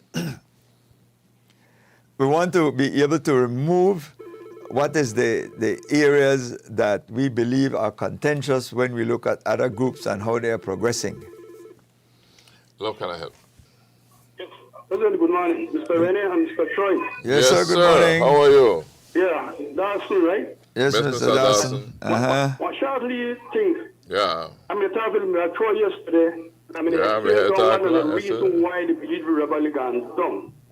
When they moved the rice facility, that was a cash crop, right? Yeah. Belize River Valley was sustainable. We were self-sufficient up to the 70s. Only 5 items was on the list: salt, baking powder, flour, kerosene, and matches. Those are the 5 things we have to use to buy from the shop, not nearly. I know I got much time to talk with you, but then I'm going to try for the night show. Monday. Yeah. All right. Great. Okay. Thank you, Mr. Dawson. Okay, Mr. Dawson. But you know, Troy, I heard that discussion I said about the removal of the rice mill. But it happened a long time. You know? We could keep Well, I think the caller made a... We have to do something about it. previous caller made you reinvent yourself, man. Important point about vegetables. Yeah, you reinvent yourself. How can I help? Good day, caller. Hello. Morning. Hello, go ahead, caller. Go ahead. Good morning. Yeah, good morning. Just talk, Len. You're up on delay. You're listening on a delay. Turn on the TV and talk direct on the phone. Good morning, Troy. Good morning. Yeah, Belize. Yeah, Mr. Lenny. What's up? Mr. Lenny. I would like to pray for Belize this morning. We are in the hurricane season. Right. And everybody's like they could control what God will do. I know that can happen, and I know the source is God, and we need to go to God for His loving kindness and to save us. Right now, if you see around the world, earthquake, typhoon, flood, but we have slight rain, beautiful sun. Somebody's taking care of that, but it seems like we forget who that person is, and it's about us. This man or that man will do that and could do that.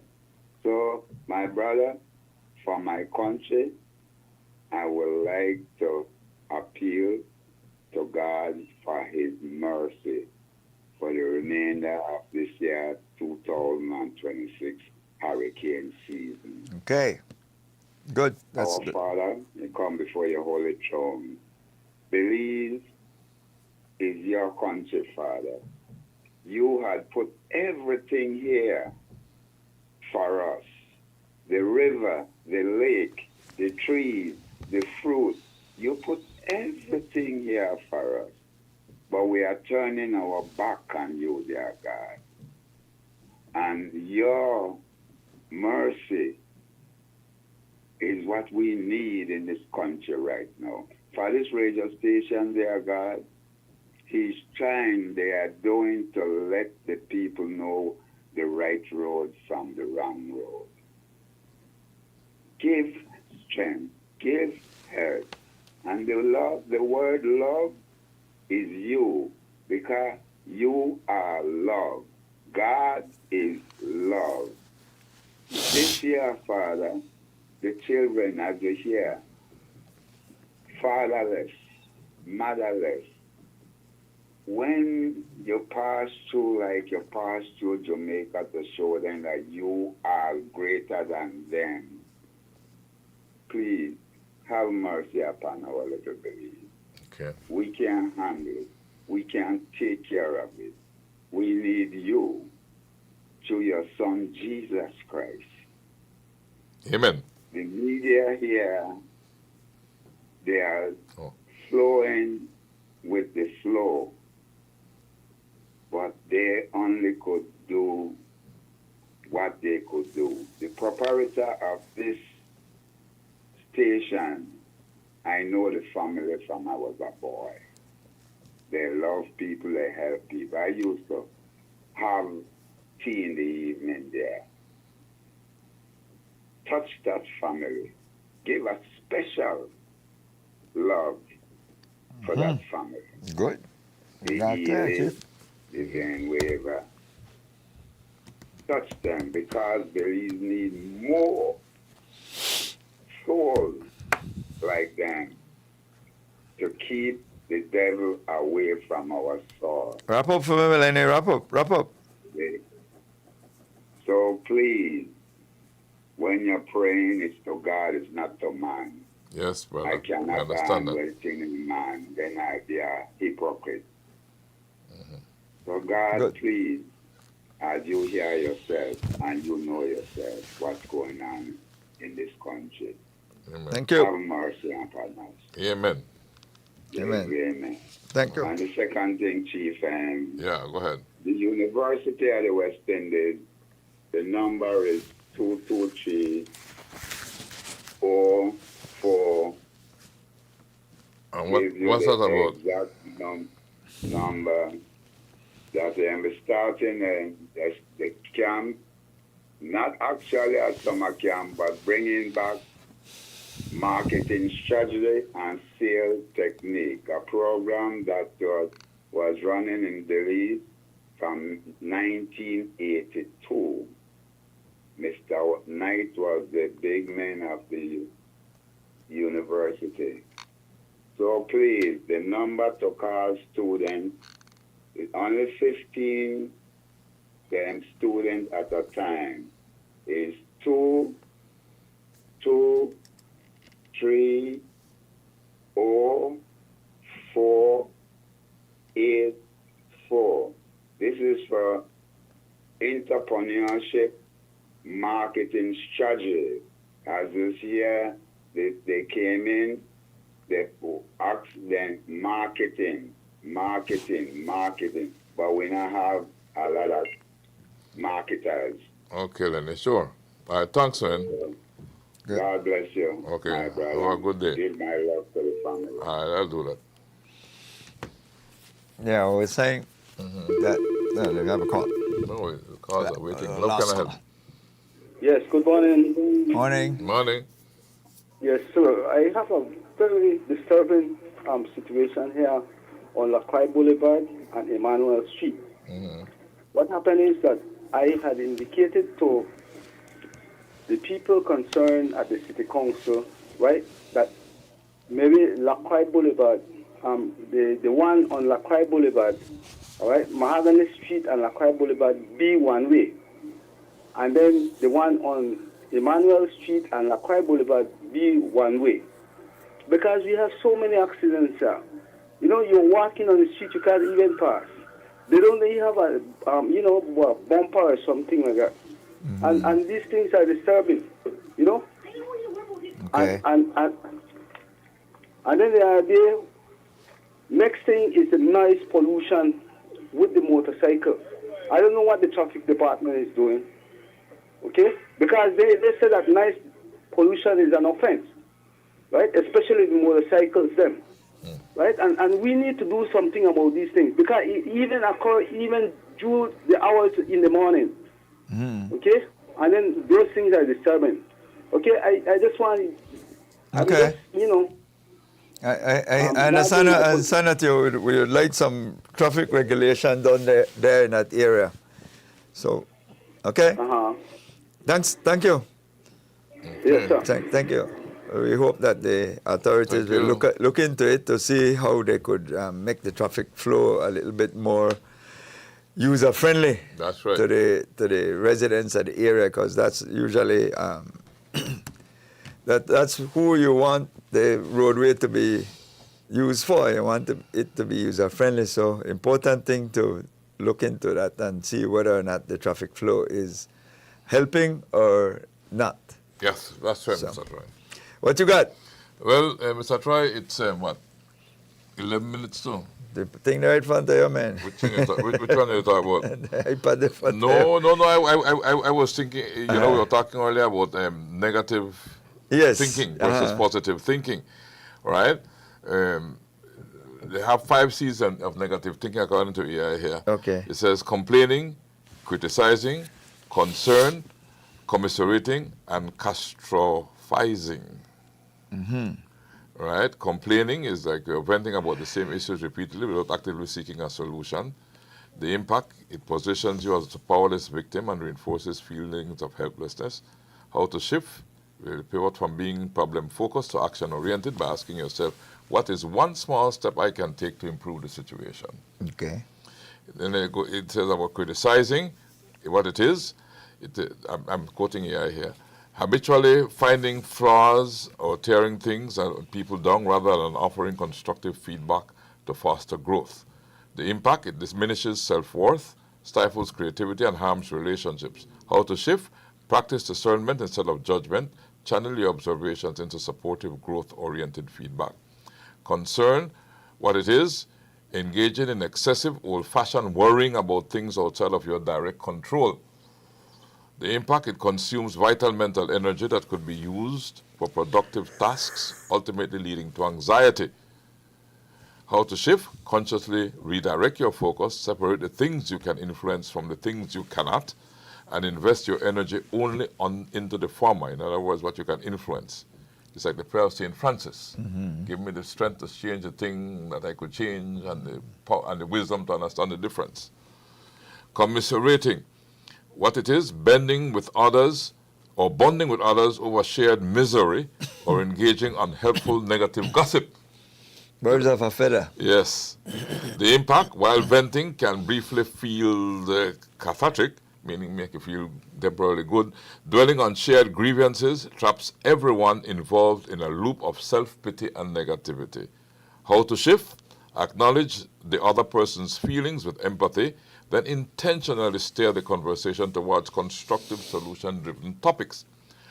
Catastrophizing. What it is? Taking a minor setback or ambiguous situation and mentally running it straight to the absolute worst case scenario. The impact, it evokes unnecessary panic, heightens stress, and strips you of your power to problem solve rationally. How to shift? Challenge these exaggerated thoughts by looking at the facts, focusing on what is actually realistic, and evaluating the true probability of the worst event occurring. So there you have, when you think negative, what you do and how to solve it. Yeah. Because automatically we tend to think negatively. It says negative. I say, well, I think negative because of an innate evolutionary survival mechanism called the negativity bias. You know, the first thing that comes to your mind is negativity. Easy. What if? Right? Yeah. You know? And it's until you shift your thought process and say, well, listen, man, I don't allow this to overcome, or this bad feeling where I have here, or this feeling to do something bad or something overcome me. I will shift that around and try to do something good. So but you have to work on it. It's not that it's easier said than done, but you have to understand what is happening to you. Automatically, we tend to gravitate towards the gossip. Somebody says something bad right now, you pick it up, whether it's true or not. It sounds good, you know, and you tend to gravitate to the negative part of it rather than saying, well, make me see what good is there. And sometimes it's also it's a level of lack of self-confidence sometimes. Yeah. And you mentioned it, the being able to identify your worth, your self-worth. Because if you can elevate your self-worth to that point, that these things won't be a disruption to your progressing mentally. Because sometimes it's not that you're progressing because of some level of wealth and different things like that in terms of material things, but sometimes it's just the basic peace of mind that has value. You know, I listen always to several of these persons, like the Warren Buffetts and so on, now that they're way older now, and able to look back and give certain advice and now realize that maybe many of the things they were chasing as you get older become meaningless. Yeah, you really understand about. There is no need for 3-4 cars, no need for a big house. We got rooms where are never used because you're going to be paying more electricity. You have to be more practical. Exactly, and functional. And so the bottom line is that you always have to take stock of where you are. Don't follow in the footstep of others if it is that footstep that you're following is not going to take you in the direction where you want to go. But the important thing is for you to understand where you want to go. Yeah. You know, because if you don't know where you want to go, then you're going nowhere. Yeah. You know, whenever I speak, I would tell people, I say, if I visit a school or anything, first thing and I'm asked to say, what's your goal? Where is it? You know? And it doesn't matter how young you are, you should be able to have some level of aspiration, even if it's puppy love aspiration type mentality. At least you started at a point. You start. You know, so whether you're 4 years old or 5 years old, and you ask a child, what do you want to be when you grow up? They have some inclination of something. Whether it's a policeman, fireman, doctor, whatever it is, they have some inclination. I smile when you say that because you said, well, you're 3 or 5 years old, right? I can remember as far back as I could remember, this big box that used to sit on by the bed, in the sitting room, sorry. Big old box, right? It was a radio. Mm-hmm. Because at the time, radio had to have tubes lit up to the back of it and wires that run to the top, and all kind of thing, right? This big box, right? And I listened to that, and I go, "What some little men are in that radio?" Right? And I would go to the back of it and looking at it, I said, "No, man, I said the lead thing that light up and what have you." And then listen again, and I said, "I wonder how that work." I said, "One of these days, I want to be the lead man to come out, the voice to come out of that box. Radio. I want to be a voice to come out of that box, you know." And I could, as far as I can remember myself, that's what I wanted to be, a voice coming out of that box for a little kid coming up, you know. You know, and then here I am coming out of the box for the last, 50, 60 years? Exactly. Yes, about Exactly. 60 years now, almost 60 years. And it started with some sort of vision. Vision. And even though that early thought you have migrated into something else. Well, my first job was a messenger boy job. But somebody might say, I want to be a doctor, but maybe they end up being a lawyer. Yeah, you do. Because as you go through life, your changes. You shift to where you believe that you could apply yourself better. That's right, Gab. Yes. So that's the point. Super B believes his finest burger. So there you go. Is, you know. So music world, your world of music. So I have diverted. Yes, you've done a little bit of everything. You know. So the point is that we want to first set some goals. And so it's important that even teachers try to get students to start to focus and at least have some sort of goal. That is one way that would be able to say to that child, and even parents, that child would be on a path, because being in a member of a gang would not get you to that path. That will get you into two places, jail or graveyard. You know? So it's to get you to that path. So if you already have a vision, then you should not be able to be thwarted easily, but oftentimes we don't challenge our young people. We don't challenge kids. From the time they have some semblance of direction, what you want to be, and keep them focused. And you keep focused, because remember we spoke about the light bulb this morning, about 9,000 plus times when this man failed for come up with the light bulb, right? It say there has to be a way for this light bulb. As he tried this way, he get shocked. He tried the next way, it don't work. You know, and he continued trying. Say, well, if I do it this way this time, it might work. That still no work. So you try, you take the experience you gain, and you try again. You know, till eventually you get it work. No, we just do so click, but it took somebody 9,000 plus tries to come up with what we just take for granted today, and years of trying to perfect it, right? And make it last, and what have you. So that's the way it is, Troy. You fall down, you get up. You fall down, you learn your lesson, you get up. You fall down, you learn your lesson. Because mistakes, all of us will make mistakes. But let's start early. There's no way that we could go through life without making mistakes, right? But mistakes don't define you. Mistakes, you make your mistakes and you get up and you move on, having learnt from your mistakes. The biggest teacher. Yes, you sit down and cry and everything. That's okay. You know, you might feel sorry for yourself. That's okay too. Don't cry your whole life. Don't stay there and cry your whole life. Right? Use it as a healing process and get up and go again. Right? And I just said that I hope it helps someone, at least one person, you know, who might be feeling down and all, to get up and realize that, hey, it's in my hands. I can do it. Yes, sir. And anybody could do it, right? Indeed. Anybody could do it. It's just a matter of wanting to do it, right? Well, Chief, we've certainly covered quite a number of topics this morning. Yeah, we have. Yes, indeed. And it's 9 o'clock straight up. That's right. So I guess we got to move on. As they say, time marches on, so we need to march on along with time. Yesterday's headline news become the stuff of which history is made. Yes, sir. With each day's efforts, we write another book we write another chapter in the book that chronicles the progress of the Belizean people.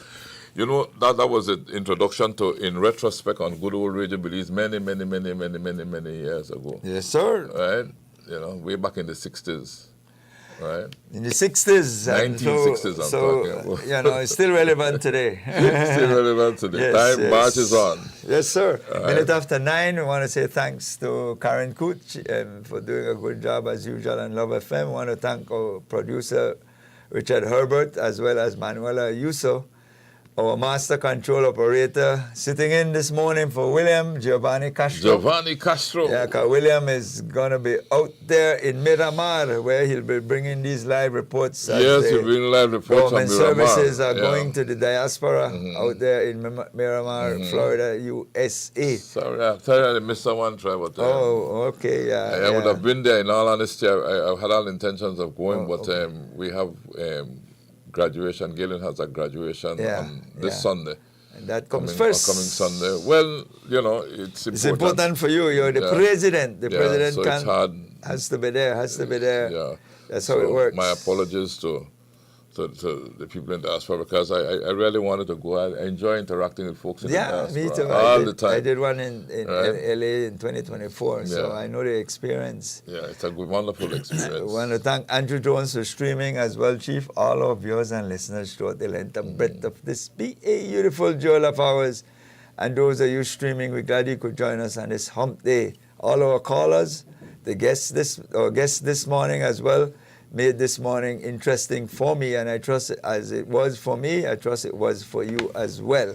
And I'm always Dr. Dorian Barrow, a speedy recovery. Oh, he's full recovery. Yeah. Okay, well, yeah, Dr. B. Trust you get well very quickly, so you continue to educate our people. It's very, very important that we get the knowledge. Knowledge is important. And of course, we always say, come back again tomorrow, where we will do this all over again just for you. What you got, Chief? Well, try, I have some friends who send me the text. So I'll grab one and enter it right now. Grab one. He said, good morning. He said, today is another chance to live, to love, to learn, and to be better than yesterday. Okay. Yeah, so another chance to live, to love, to learn, and to be better than yesterday. Straightforward. Right? May your mountains be moved and your faith be renewed. Yes. All right. Yes. But you know, stick with biblically, these three things remain: faith, hope, and love. And the greatest of these is love. But love is a choice that you make, and because you choose to love today, and you choose to anchor your dreams in faith and move towards them with hope, we will always say to you, Belize and beyond. Thanks for choosing love. Happy Hump Day. Yep. Good morning, Belize, and good morning.